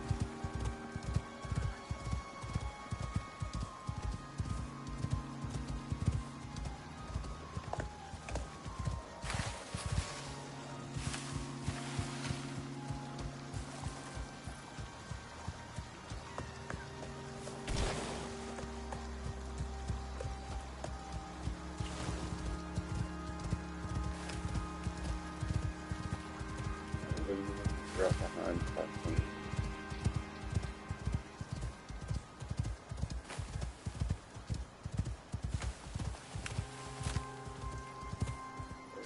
Titanium.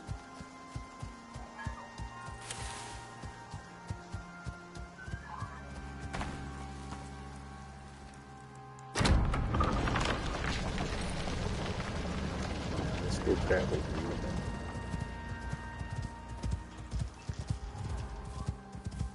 And we'll backtrack.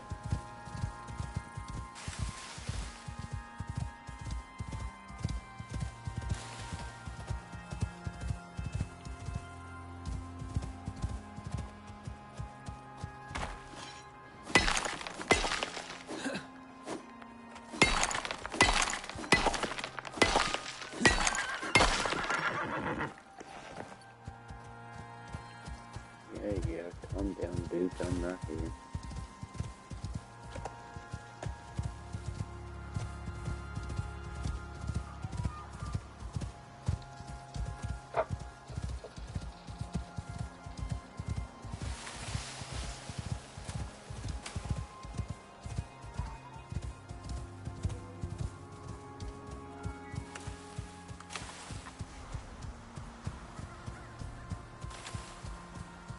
Alright, let's go to this aluminum.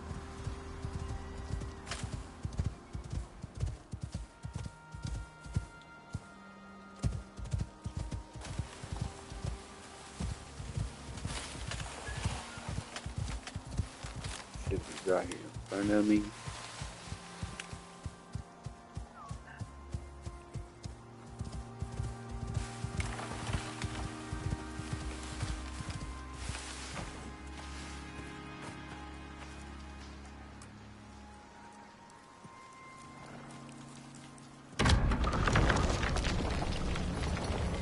Nice.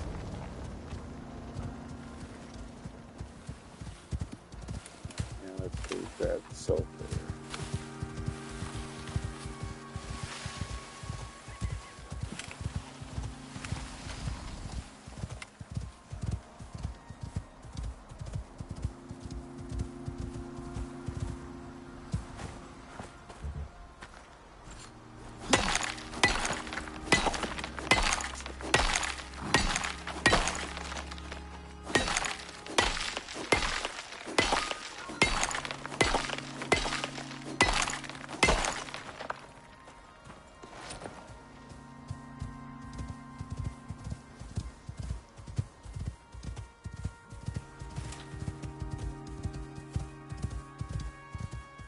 Always got to be grabbing that oxygen.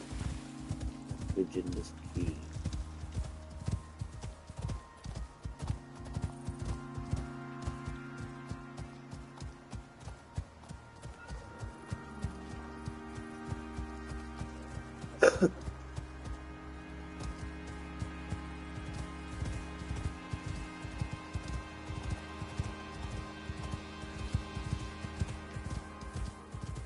So we're going past titanium and go straight on to silica.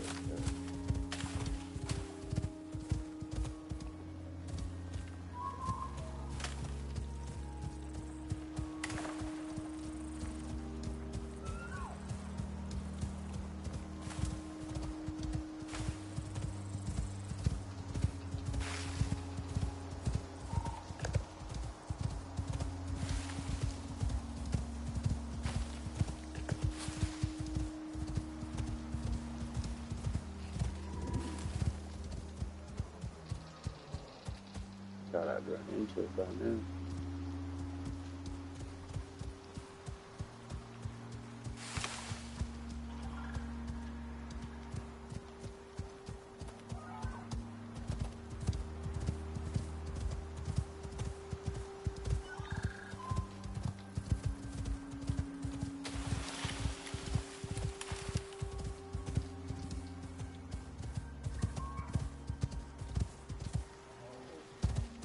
There it is.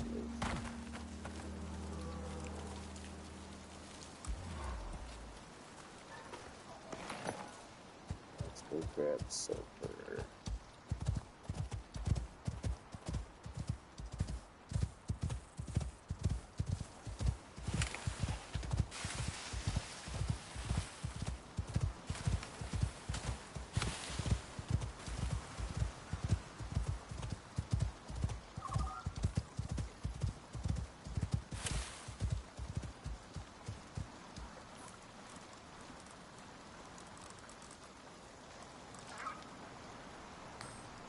So it's still on a little bit.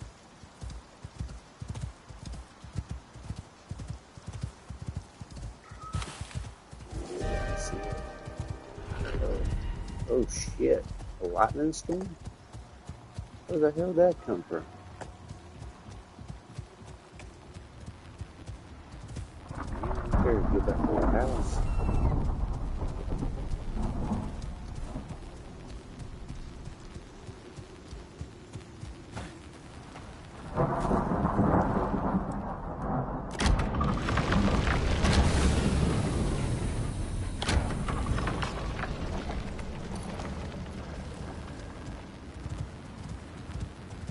Hurry up, dude. We gotta go, bro. We're gonna get struck by lightning. Definitely don't need to be in the water.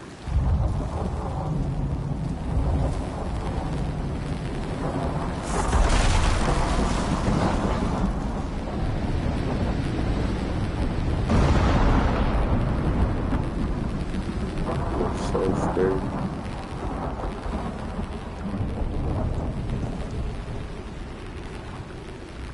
If we get struck right now, we're done for it.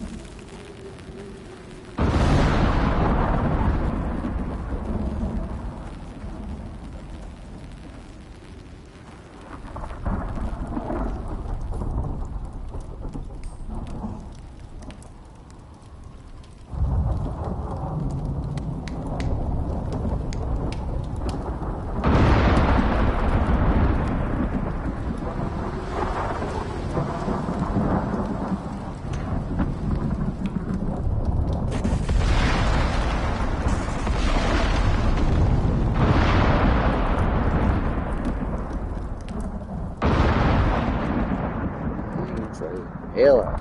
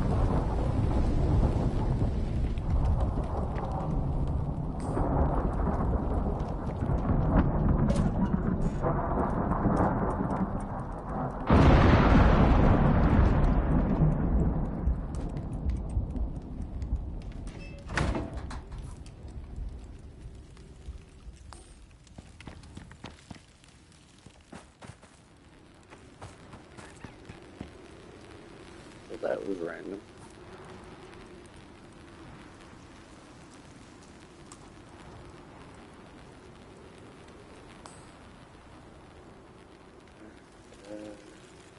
I want to go do this. That's what it said. I think I could probably call it here, guys.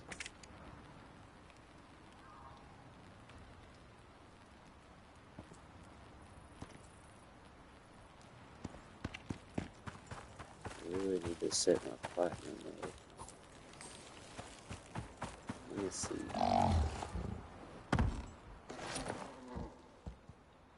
Yeah, we can probably go do it real quick.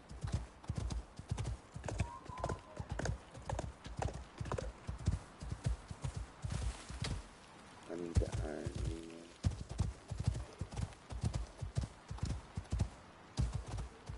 So we'll take the windmill off of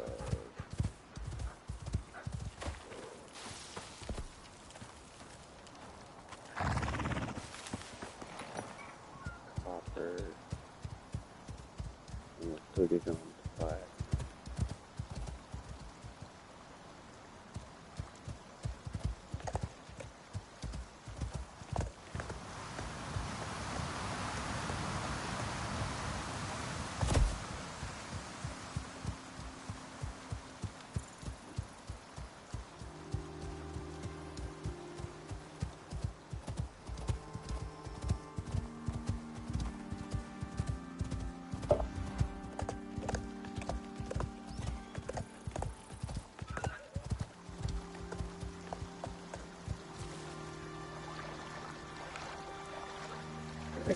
Glitching? What do you mean by glitching? Just like the lag, the jumping? I think that's just like a console thing.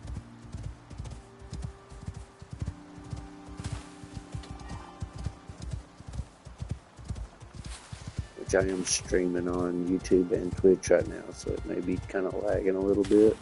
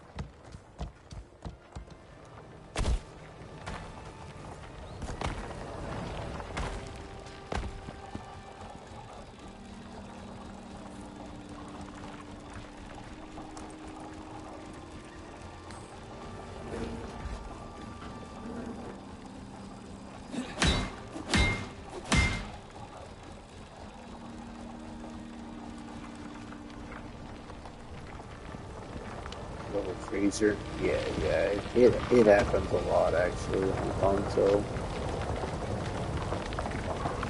I think it's just by frame rate. It's just ever so often, like if I get into like a big fight with a bunch of enemies or something, it'll kind of skip a little bit, but it's not horrible. I got more in there. Let's go grab iron, and then we'll set up flat.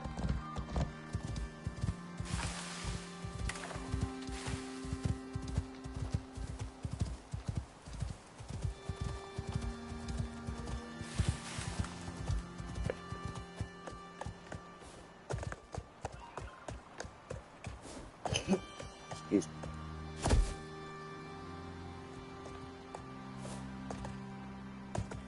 No, calm down, dude.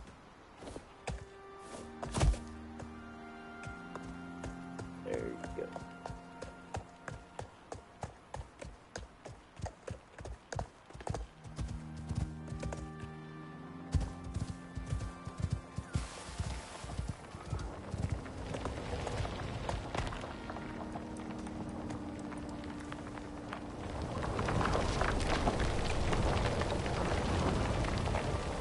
is this weird?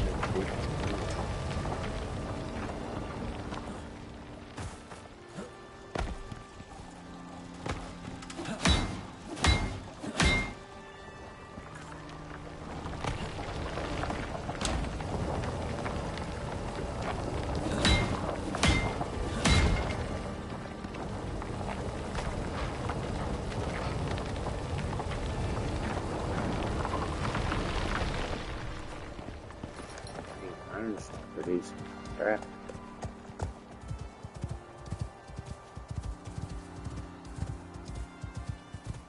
Alright, let's get platinum back up and rolling.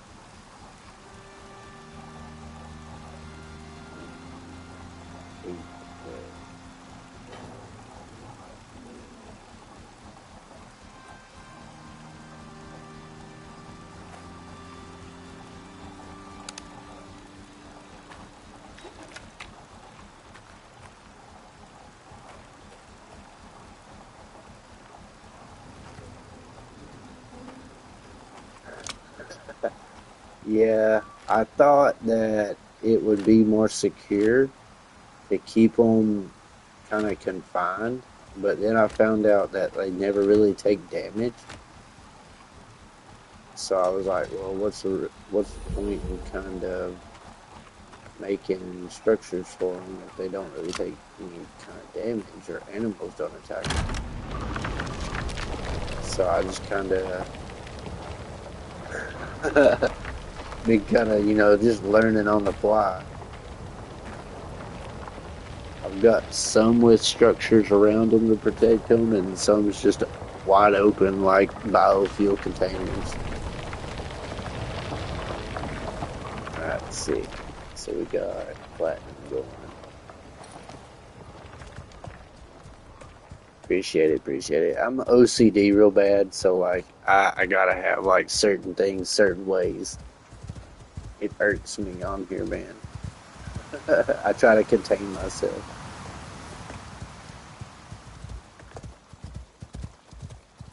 I know one of my other buddies that play Icarus as well. He kind of seen me doing it and was like, "It makes sense. I can put my windmill on the top of the building, and I'll just make a little structure around it, and that way it's protected." And I was like, "I don't know. I just kind of figured I needed to have like a little house around it. I don't want anybody messing with my mines, my shit."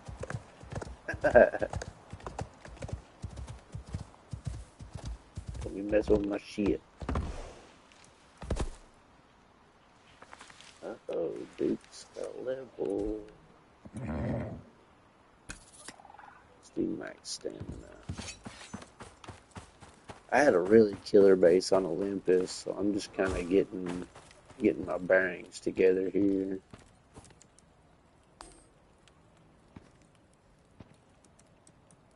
It's easier to spot from a distance, honestly. Like if you don't have the portable beacon down to identify your locations, the stone structures are visible from so far away. Like you can just be like, okay, there's my building. And that way you really don't need the beacon. You can just have a good idea of where your mine is and then just put a little structure around it and look for your structure. and just bounce back and forth to your structures. That's how I've got my sulfur and silicones out there. Like I don't have a beacon on it, but see the structure right there where I'm aiming? You can see it just from forever away. So I know, like, there's my sulfur. I should probably go check that actually. Before it gets dark. Oh shit, I broke my leg.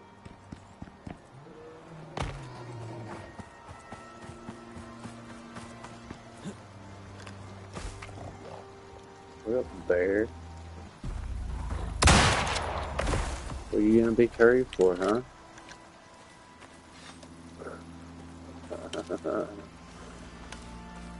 You got all excited for nothing. Yeah, I'll take those 2 bones and that bone.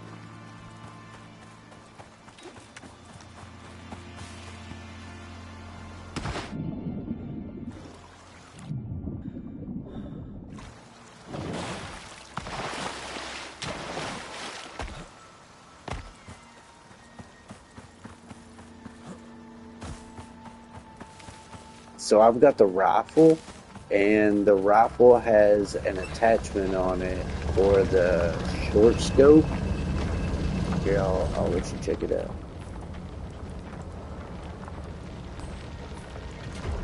So I've got Sniper 1 on it from the altercation bid.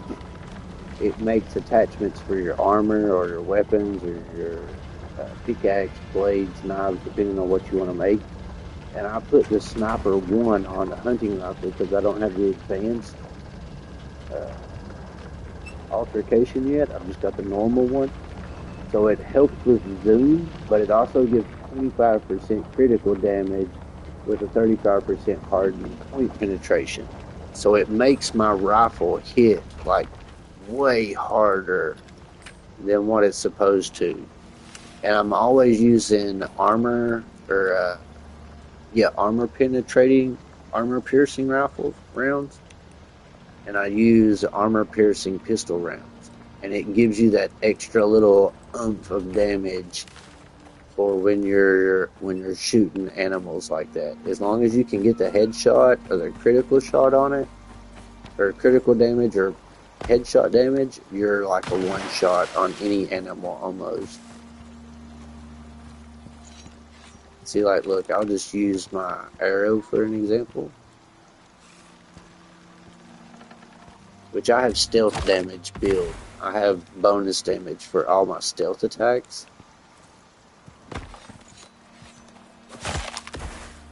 So I just get like crazy extra damage bonus for being in stealth. So a lot of the times I just shoot everything in stealth mode because I get extra bonus, extra damage from it. I went bow and rifle build. So I'm benefiting off of bows and I'm benefiting off of rifles.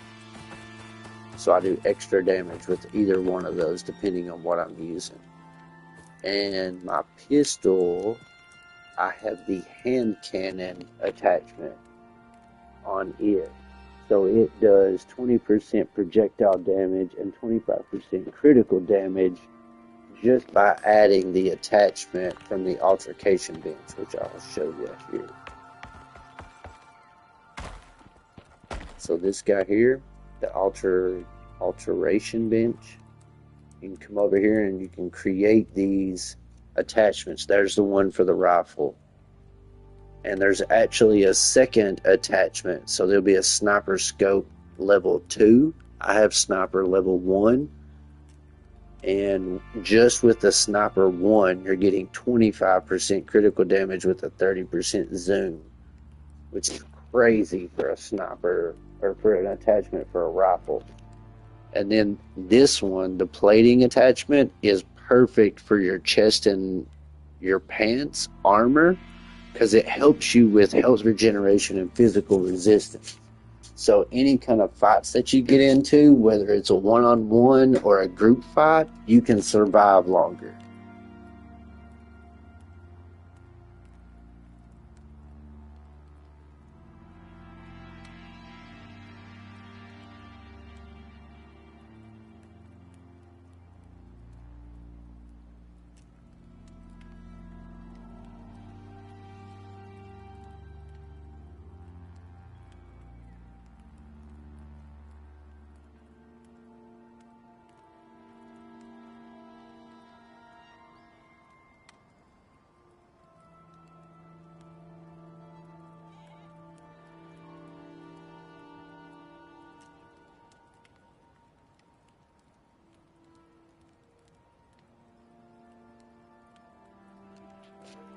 All right, I'm back. Sorry, I had to run to the restroom. But that's what I mainly use, that plating attachment for chest and leg. You're about to make me cut. Dude, I've really like been infested with this game for a while now. And honestly, like search results because it contains your original reproductive content. This is the line that's exactly. I don't know what that means. But yeah, like I really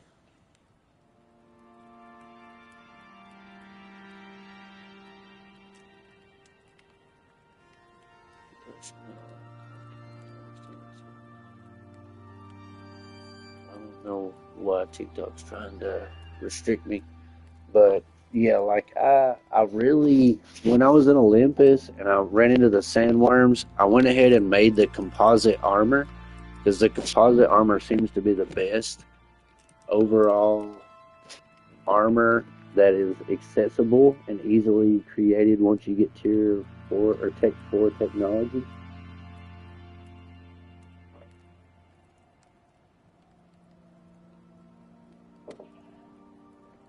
Because the composite armor gives you 30% health regeneration and 30% stamina regeneration upon all those resistances that you see: physical, cold, heat, and exposure. So, with the composite armor and the attachments that you can put on the armor, like my chest here's got the plating attachment, you can see I've got all the resistances up top, plus the health regeneration and physical resistance shit from my chest and my pants. So it literally makes any kind of fighting or any situation like I have to fight that much easier because I have these attachments on. I don't take near as much damage, and I also don't lose near as much health in the process. So it's really made my life easier. I've not put anything on hands, feet, or helmet because I'm waiting for the tier 2 altercation bench, the advanced alteration bench. That's when you can make the really, really good attachments and start really maxing out your armor. I've just not made that point yet. Let me get my food on the fire. Put my pistol back on. But the hand cannon on the pistol is 100% worth it, man. It hits so much harder with the 20% projectile damage and critical damage bonus that it gives. It's literally a hand cannon. So like it hits twice as hard. So I would recommend the sniper scope and the hand cannon by far on your weapons. Either one of these two with combine the armor. When do I unlock the tier 1 version? Of what? The rifle pistol or the armor? Because you can get, I want to say the rifle and pistol in tier 3. Yep. So your pistol is in tier 3. And you can get your bolt action rifle in tier 3, but I wouldn't waste it.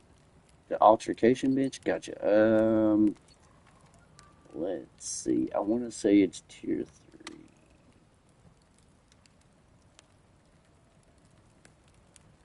Oh, it may be a tier 4.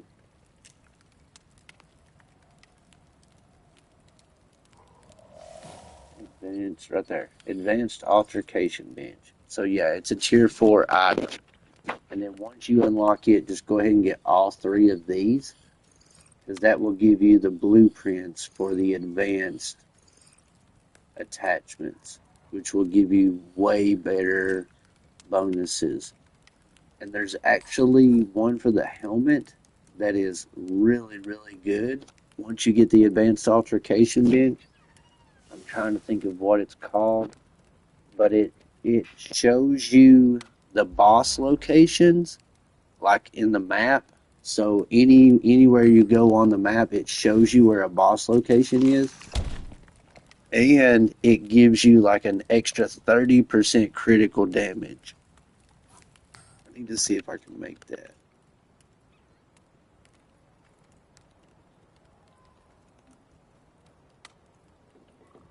Right there. So glass, concrete, and steel.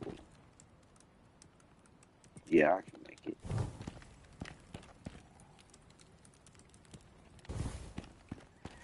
And I'll show you what I'm talking about, bro. Because I need to do it anyway.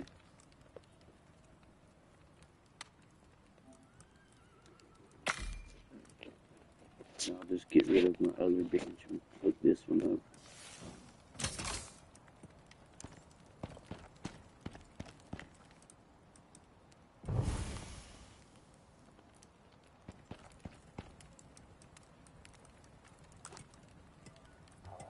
And that way I can tell you what that really good helmet one is.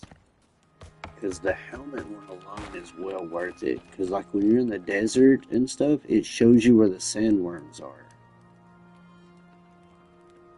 And that's crazy crucial right there. Because you can either avoid them or just deal with them.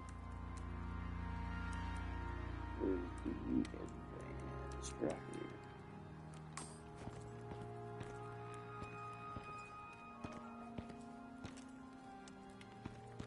This might be electricity. Yep.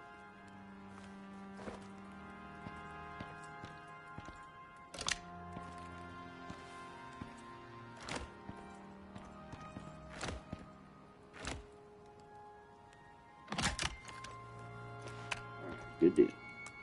So now, let me see which one it is.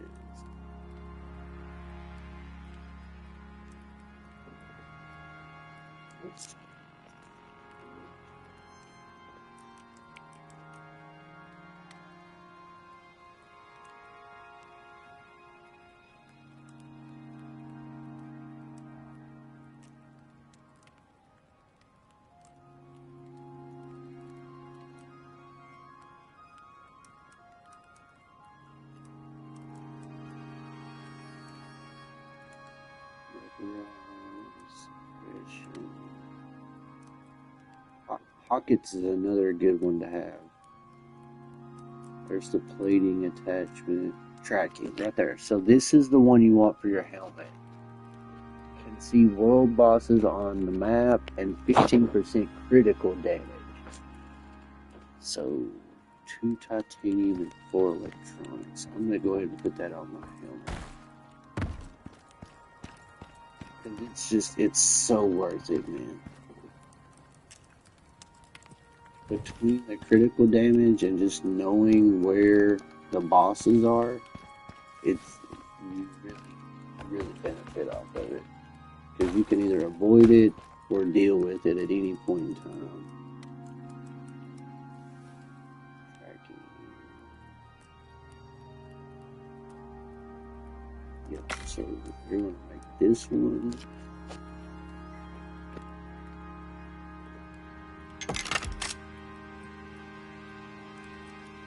Put all this stuff back in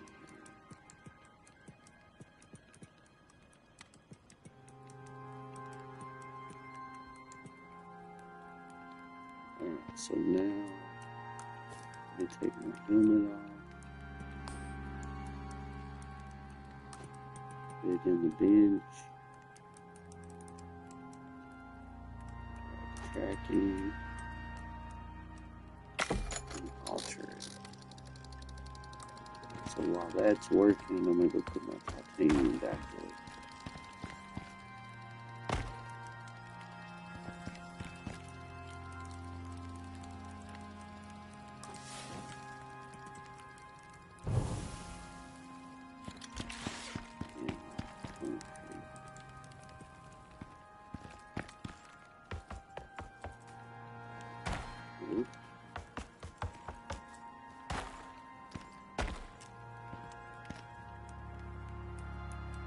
So my helmet's down. So see, now my helmet alone is giving me 15% critical damage just for having it on. And then my helmet, or my chest and legs has got the plating on it, which is the health regeneration and physical resistance. And then for hands and feet, I want to say I use the rubberized grip.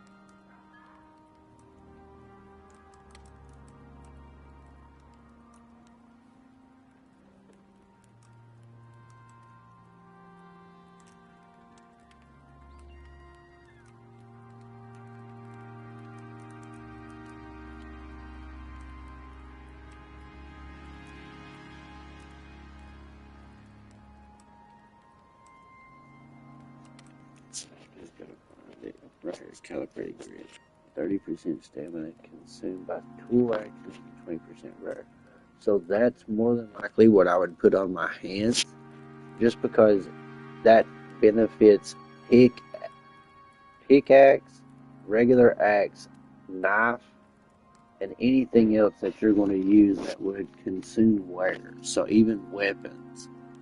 So you're using less stamina while you're using the weapon, and you're getting less wear rate on the weapon as you use it or item.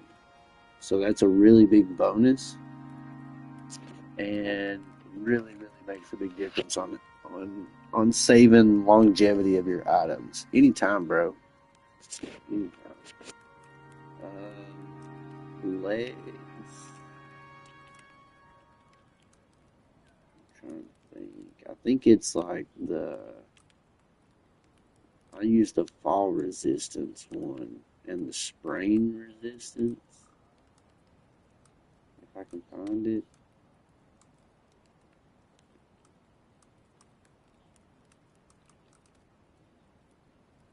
Right here.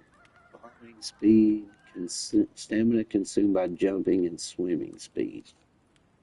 So the advanced version of that one gives you 30% climbing, minus 30% by jumping, and an additional swimming speed. So it basically increases your stamina dramatically. Really. Man, I try to get the best benefits as possible out of this game. And when it comes to like fighting animals and creatures and stuff, it's either a one-on-one or it's like 5-on-1. So I want the most fastest possible, melee attacking speed, or I want the hardest hitting weapon I can possibly create and or have, because I want the most damage possible. And I'll give you another quick tip.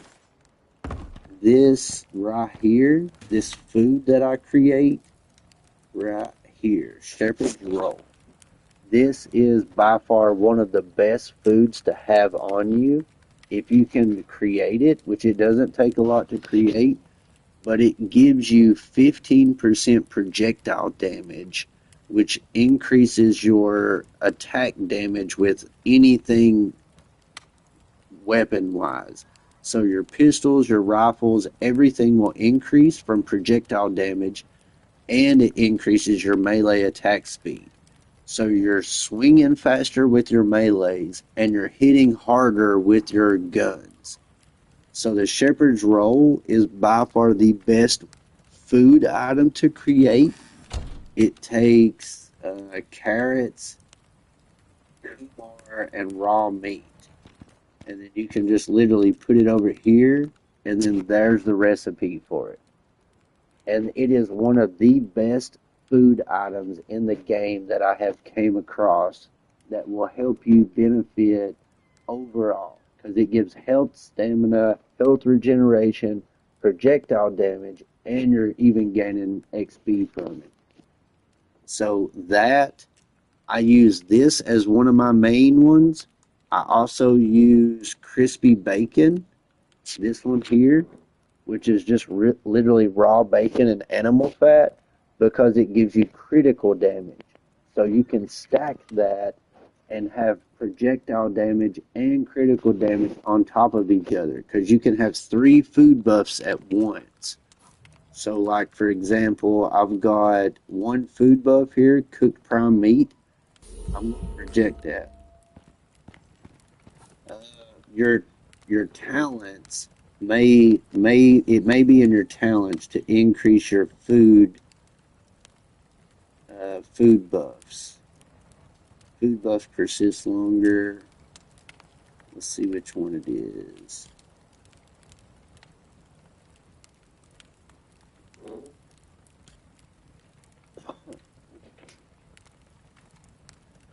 Uh,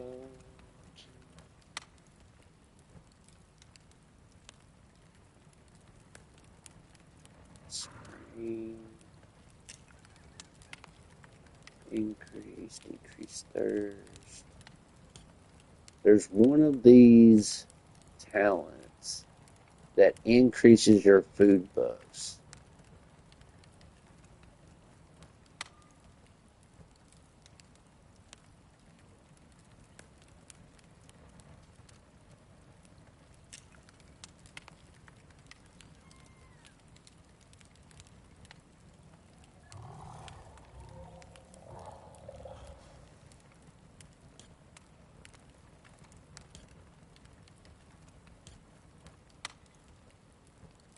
It must be in survival.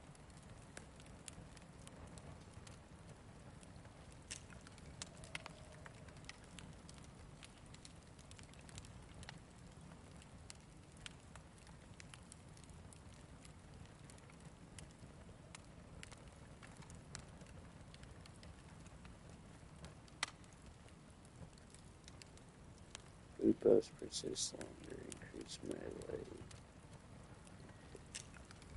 Maybe not.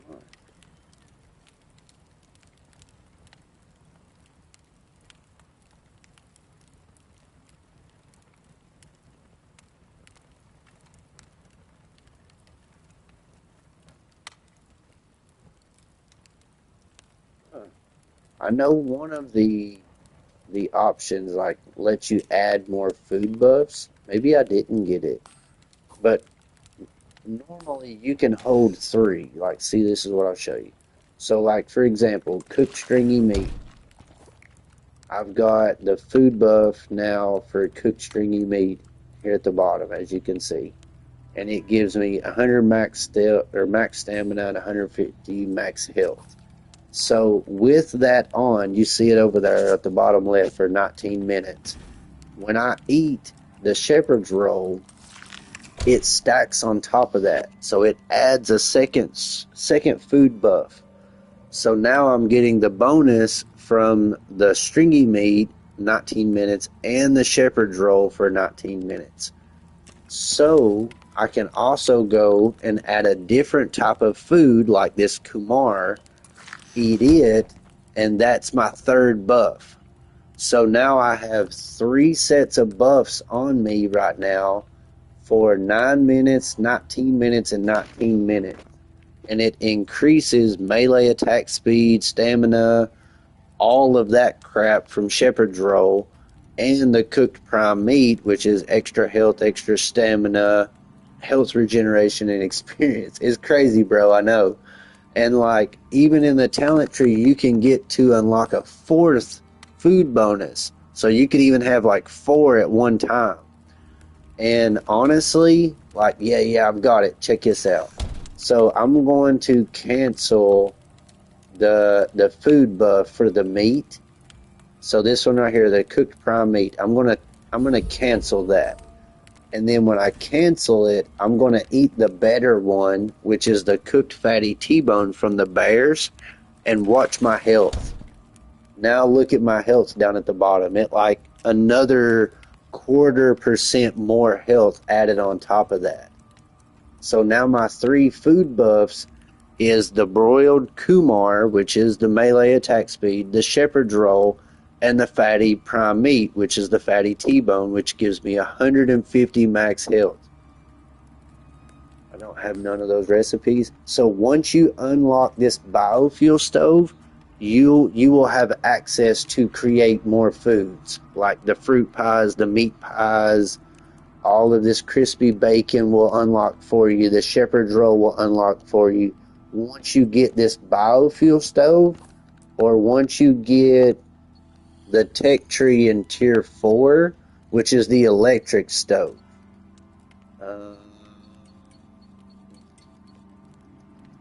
Looking right here. So the electric stove and this kitchen stove, that will increase your recipes and let you be able to make more items. So once you create the biofuel, which takes the biofuel canisters, or you can create the electric one, which basically run a power to it, whichever one you want to use, it will unlock the rest of the recipes for you.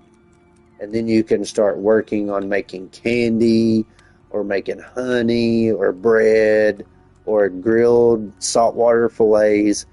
That's another big one. Let's see if I can find it here. The saltwater fillet. Right here. So this saltwater fillet, if you do fishing, or if you get involved with fishing, if you can catch saltwater fish, clean it at the fishing bench, and then combine it with carrots, you can make this saltwater fillet right here. And this saltwater fillet will actually give you max health, max stamina, exposure resistance, and projectile damage increase just from catching saltwater fish and adding carrots. And saltwater fish is in desert, freshwater fish is in the forest and winter biomes. So if you're curious to ever want to know where saltwater fish is, they're always in the desert. Yeah, I found that out in Olympus because I was determined to find out how to maximize my damage. So like I would use the saltwater fillet, I would use the fatty T-bone from the bear, and then use the shepherd's roll that I was creating here and stacking all 3 of those on top. So I was getting 15% projectile damage, 10% critical damage, and like 150 extra max health. And it increases your stats like dramatically, dude. And you're doing like headshots with a pistol for like 1900 damage on a bear, and one-shotting a pistol with a bear. It's ridiculous. Like it's crazy because you can even look at your stats over here, and it'll show you like all your stats and stuff, like for your range damage or melee damage and all that stuff. And I looked into all this information and tried to like get the most benefits out of the food and the weapons that I could. And the best combo that I could come up with was the hand cannon attachment on the pistol, the sniper scope for the rifle, and my food combination that I've created. The shepherd's roll, the fatty T-bones from the bears, and honestly the crispy bacon from boars and stuff really is the better item to get, this one here, because you'll get the critical damage off crispy bacon and the projectile damage off of the shepherd's roll. So you're stacking that. It's a big difference, dude, because like you see a bear and it's like, all right, cool, let me just shoot you in the head and you're dead. And the sandworms, dude, they're a piece of cake. piece of cake in the desert when you get this food buff stacked and you got your attachments on your pistol and rifle, you're doing like 2,000 damage to a sandworm when he opens his mouth every time. So it's like ridiculous amount of damage stacking on top of each other.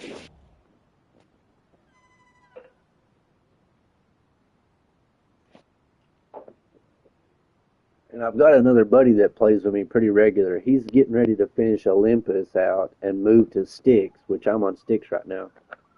And he's getting ready to do like the big boss fight for Olympus. And he's doing exactly what I'm telling him about the shepherd's roll and the crispy bacon. He's stockpiling food. He's putting all of his attachments on his armor and his weapons. And he's just going to solo it like I did and just knock it out like a piece of cake. It makes the game so much easier on solo if you don't have teammates.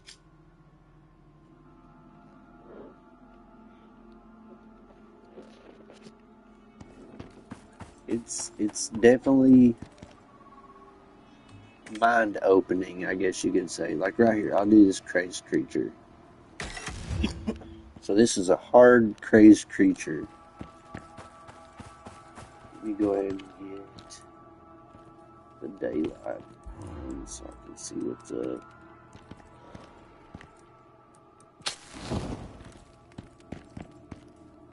Let me go up here to the storm room, take a nap.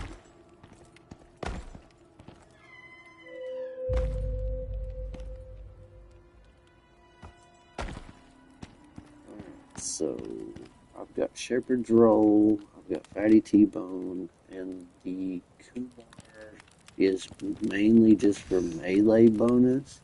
I just made it just because I knew I was fighting all those wolves. But we're not going to do anything different. We're just going to leave it the same. I've got armor piercing pistol and rifle. So that's what I'll be using. Let's see where this creature is. Here. I'm not gonna take my mount. I'll just do it by myself.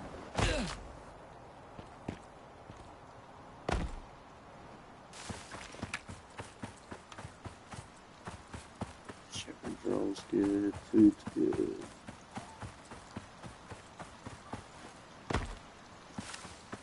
And I'll use the rifle on it.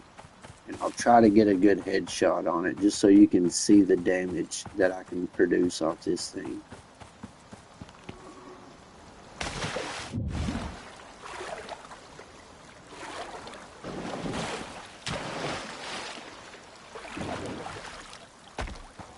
And I am going to do sneak attack because I am based on sneak attack damage, so that's where I'm going to do most of my big shot.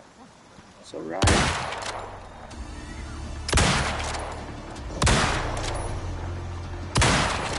1,400 to the face.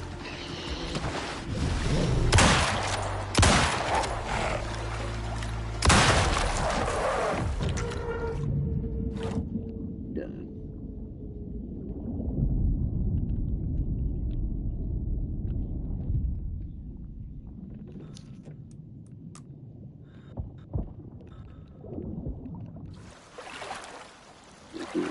Over here. And it works for everything, like arrows, pistols, rifles, whatever you use. It like doubles the attack damage.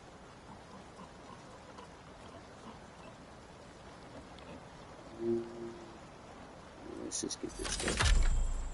I don't really need it, but it's crazy, like how it can stack the damage like that. And if you get the headshot, the critical damage, it's just ridiculous how much damage you can do to something.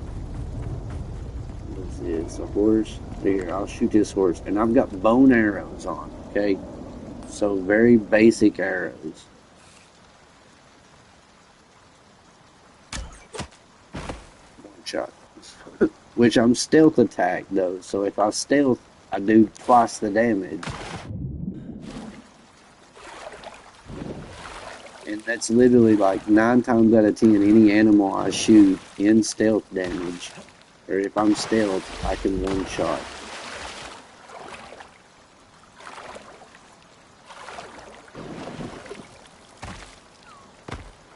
see if I can find a bear or something.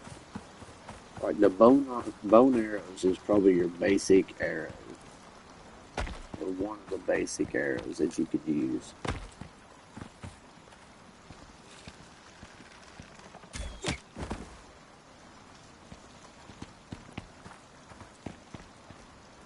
Give me the arrow back. Put it- But it'll definitely change your way of thinking for sure, man. Because you'll see the damage difference.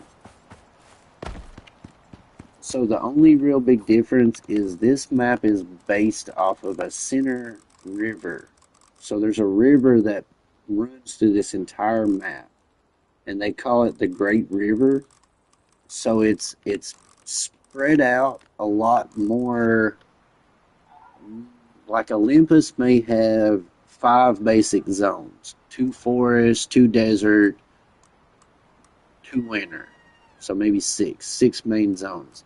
This place here is like forest, winter, forest, desert, winter, forest, desert, forest, winter, winter, forest, winter, forest.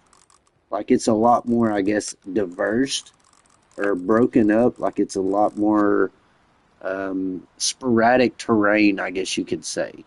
So it's got a lot more diversity of biomes in it instead of Olympus being more laid out similar. You know you're going to be either in a forest, winter, or desert for a big amount of area in Olympus. In Styx, it can change in a heartbeat. Like you might bounce straight out of a winter zone to a desert zone to a bio zone back to a winter zone. And I do know there's different animals in Styx, like the alligators are here in this lake. I have seen alligators, and then obviously the new, my new pet or my new tame that I got from the winter biome, Brutus. He is a new tame that is in Styx, so you can get him now and be able to ride a Tusker, is what they're called. And they're winter area based, but it's basically just like a big buffalo.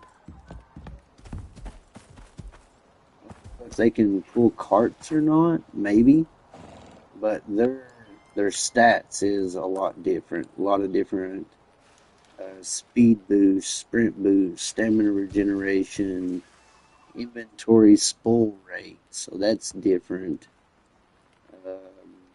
Melee damage, animal threat, food buff. So I mean, it's different skill tree, but just another animal to be able to tame and be able to ride, basically. Other than your horse and I call it the super chicken, the moas or whatever you call it.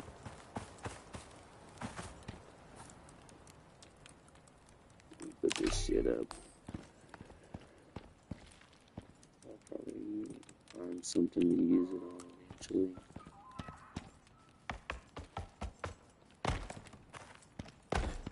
And I want to say the missions is also different from Olympus and Styx.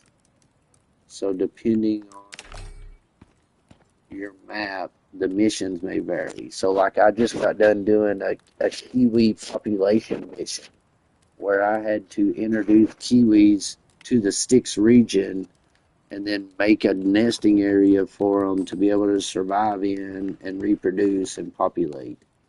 It was the mission that I just completed. And I've never done anything like that in Olympus.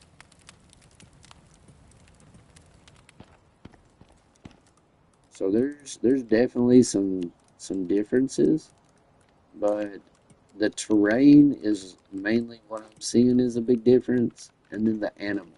Obviously the animals is there's birds now in Styx, so I didn't see any birds in Olympus, and now there's birds in Styx.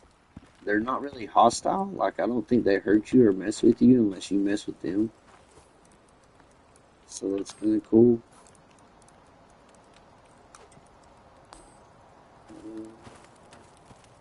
It's lagging hard right now.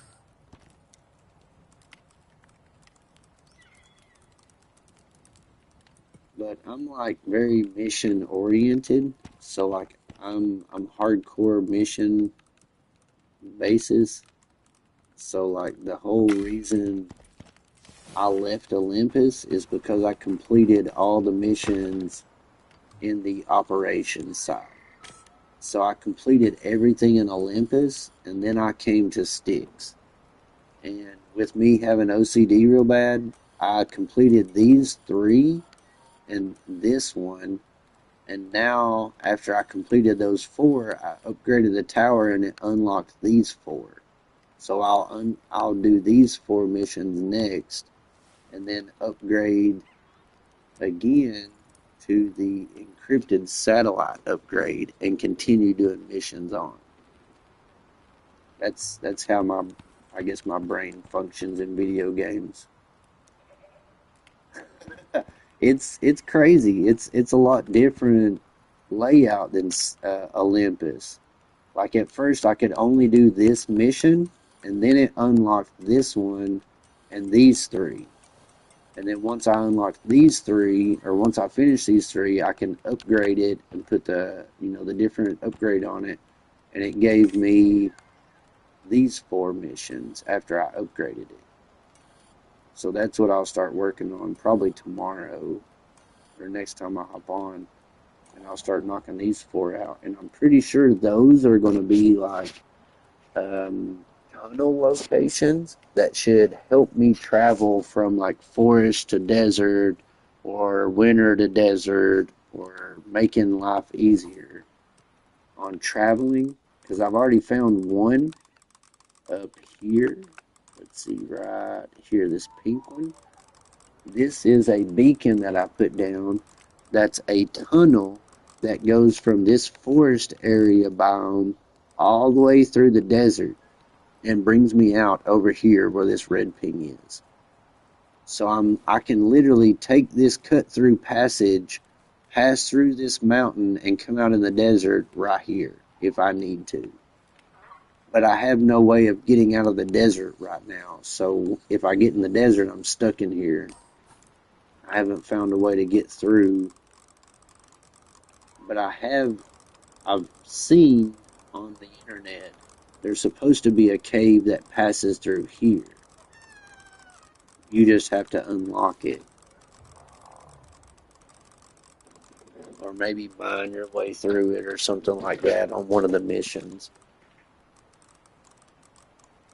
But hopefully I've got that unlocked now, and I'll start probably working on doing that one next or shortly, just so I can pass through the areas a lot easier. But that's really what Styx is about, is like there's a lot of shortcuts to pass through these areas, but you have to unlock them. Oh wow. So yeah, remember the attachment I told you about the helmet, where it shows the world boss on the map? So now that I have that and I equip it, you can see the world bosses. So here's a sandworm over in the desert. I noticed that. And then here's some kind of scorpion boss, another scorpion boss. So that way, if you're ever in these areas, you can avoid these people and not have to worry about fighting them until you're ready to fight them. So it saves you a huge ass fight with a boss, instead of, basically having to run into him and deal with him on the fly. You already know where he is, and you can either avoid him or say, okay, there's a sandworm here. I need to take his sandworm out, or I need to go around him and follow this direction and get around and not have to mess with him. And it saves you a whole lot of headaches, dude. Like if you're working on missions and don't want to stop for a fight, or don't want to deal with a big sandworm or a scorpion or something like that, you can literally see where he is and see where he travels to, and then avoid him. and or fight him and deal with him at the time. So that helmet attachment alone gives you a lot of information on the map, but boss related wise, and it's giving you 15% critical damage on top of that. So it's really a well worth attachment to put on your helmet just for the information and extra damage. And then I like to keep the plating on my chest and legs because it's kind of limited. You can't put plating on arms or feet. So it's best, I think it's best to kind of stack plating on my chest and my legs, and then anything other I put on my arms and feet. And anything you attach to will highlight yellow. So you'll see how like that armor piece is highlighted compared to this armor piece. That shows you there's an attachment on that.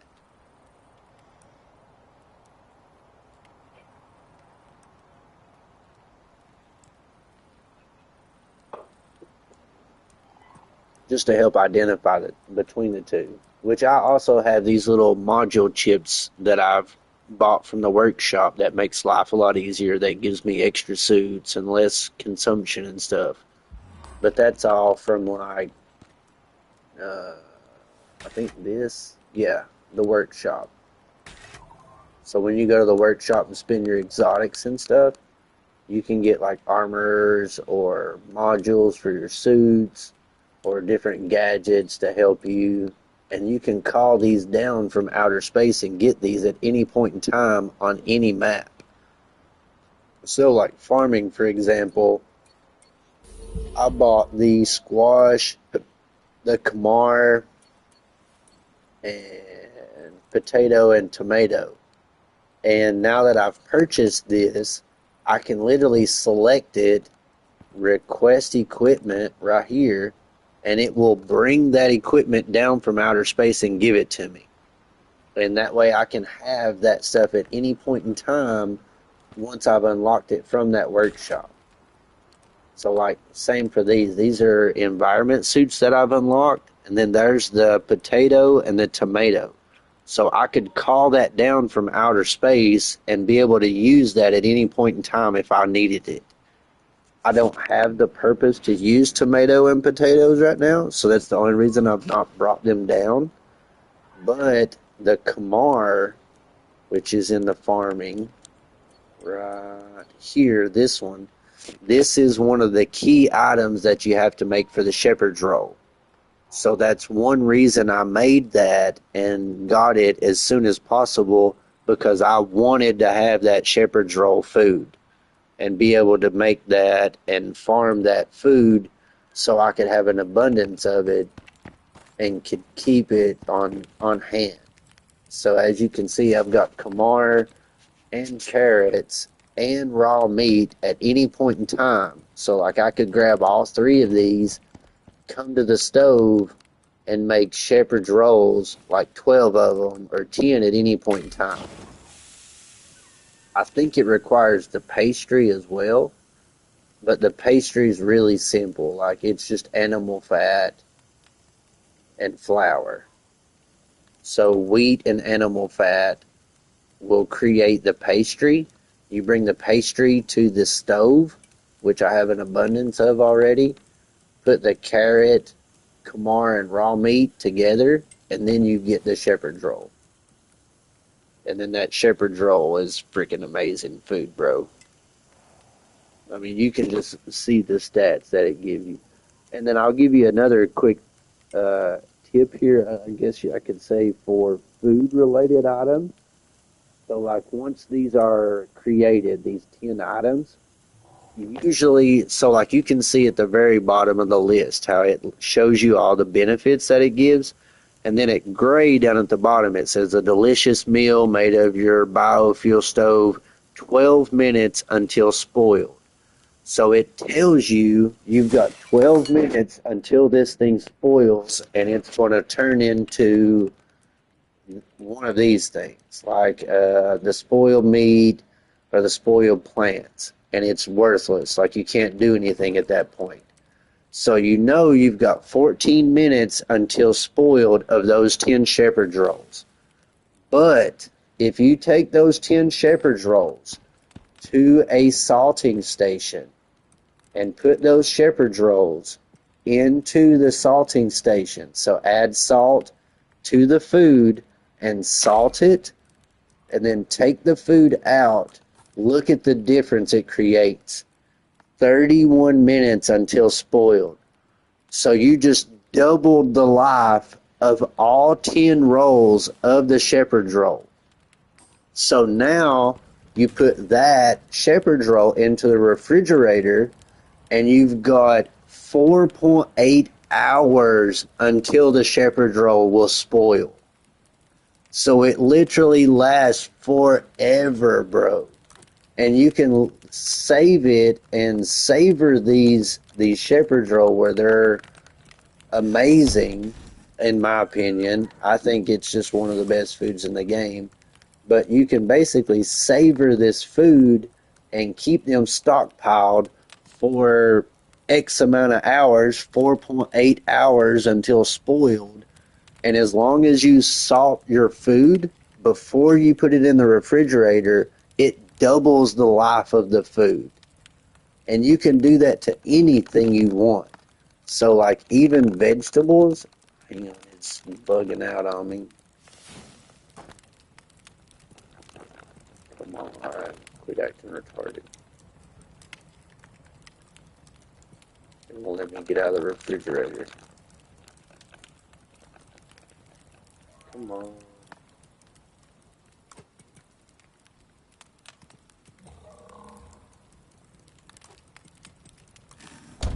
Alright, good deal.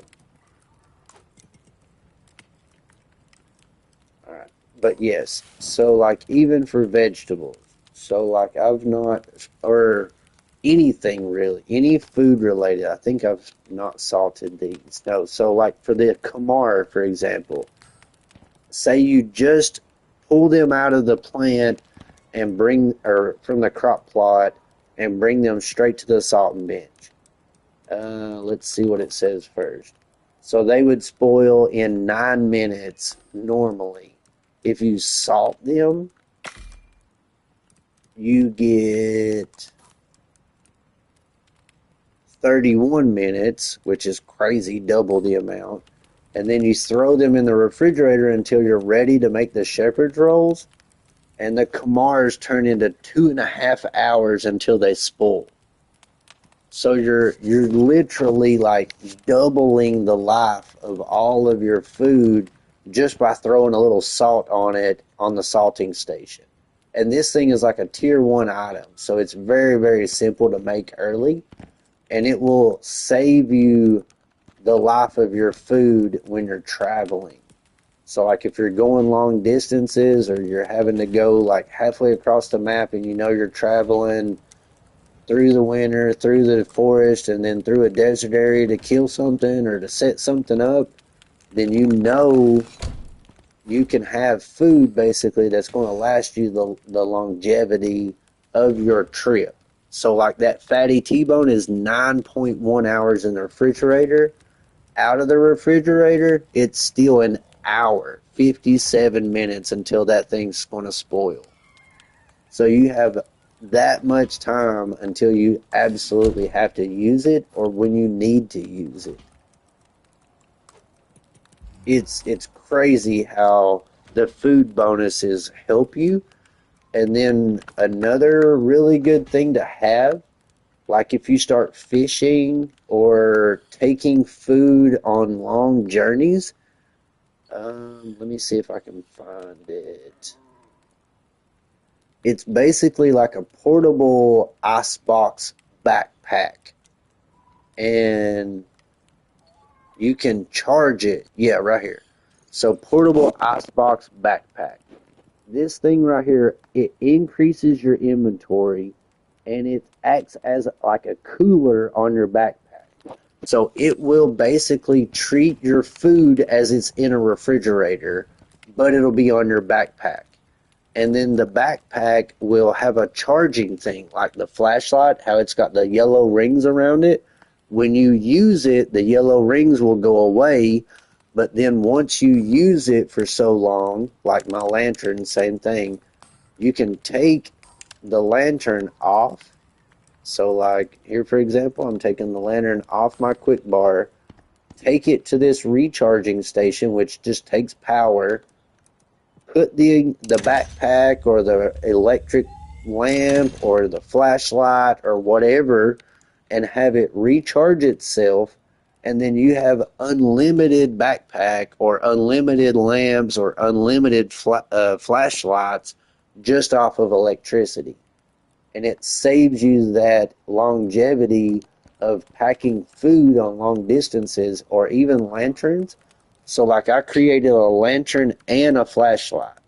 So that way if either one of them goes dead while I'm out doing a mission or an adventure or something, all I got to do is just transfer it and swap it out and I have either or. So I can have my flashlight for light, or I can swap it out if it goes dead and I've got a lantern for light. Either way. Backpack is the same way. So if you make the backpack and pack it around, you will make your food act like it's in a refrigerator, but it's on your back. And it will recharge itself like the flashlight. So it never goes dead. You don't have to worry about a gas can or biofuel or anything like that. You literally just slap it back on the recharging station when you get back, and it charges your backpack again, or your flashlight, or your lantern. And it's literally been a lifesaver because the lights, the electric lights, are so much better than the ones that you can create because it's clear. It's a clear light instead of a yellow light. So, for example, like in the cave, look how far I see back.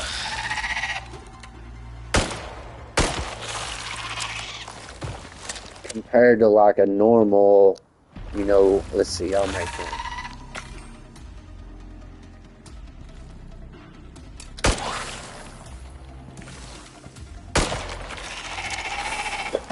Alright, so there's your flashlight look. Now I'll put the craftable light. So that's what you're getting normally when you craft something, compared to like what you're getting out of a flashlight or a lantern. It may take a little extra materials in getting there, but look at the length you're getting and the distance you're getting out of that flashlight. And then the lantern is just, man, it's so much better. It's just a clear view. It's so nice. It spoiled me 100%. Like once I started using flashlights and lanterns and stuff, like I build them immediately and get a recharging station, so that way I just slap them on the recharging station every time I get done. And I don't have to spend materials or anything like that. Come over here, slap the flashlight on. You got a little light that shows it's charging on this machine. Ding, boom, done.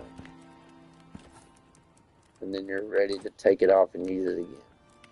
And I haven't made the backpack yet, but it's well worth it, dude. Like, if you're going to go stockpile on shepherd's rolls, or say like the sashimi, the saltwaters. So say you make a fishing bench and you start doing some fishing for saltwater, and you want to start bringing the saltwater fish back so that you can make the saltwater fillets. Well, you put your backpack on, you go fishing, and every fish that you put in your inventory while you have the backpack on will not spoil for like an hour or two. So you can save the longevity of all that food. For sure, man. Have a blast, man. Anything I can do to help somebody or make somebody's life easy, it just benefits me too, man, because I know it's helping someone in the long run. And some people may not look into some of the things I do because I'm a hardcore OCD person that tries to benefit the best of the best in my gaming situation. And these survival games just blow my mind. Like I love them. I have a blast in building and just the whole food and water concept. I really enjoy these type games. Hey, appreciate you, bro, man. And by all means, stop back by if you got any questions. I help you any way I can. I'm always on, usually through the weekends or something like that, every now and then through the week. And then, like, I'm doing some bike content on the side, so I'll start streaming maybe some live streams on some cancer rally rides if I get there. But for sure, man. Glad to help. Glad to open your eyes a little bit. It's a hell of a game. It's fun. I'm having a blast. And there's so much to do in this game. It's just always something different with these missions, these operations, or even the simple missions. These are really, really good to just get you some free stuff before you get into the big operation missions. So like these just give you free stuff and easy missions before you jump into this type of stuff. And it helps all the way around. And any little bit of extra damage or extra bonus or extra health goes a long ways. For sure.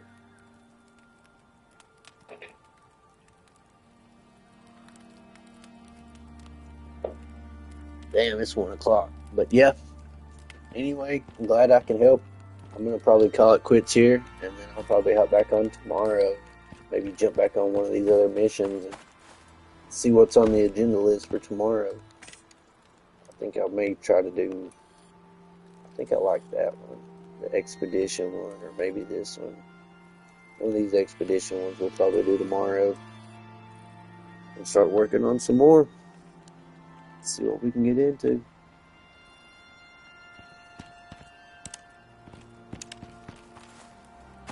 Need to get a bigger house. Starting to get cramped here.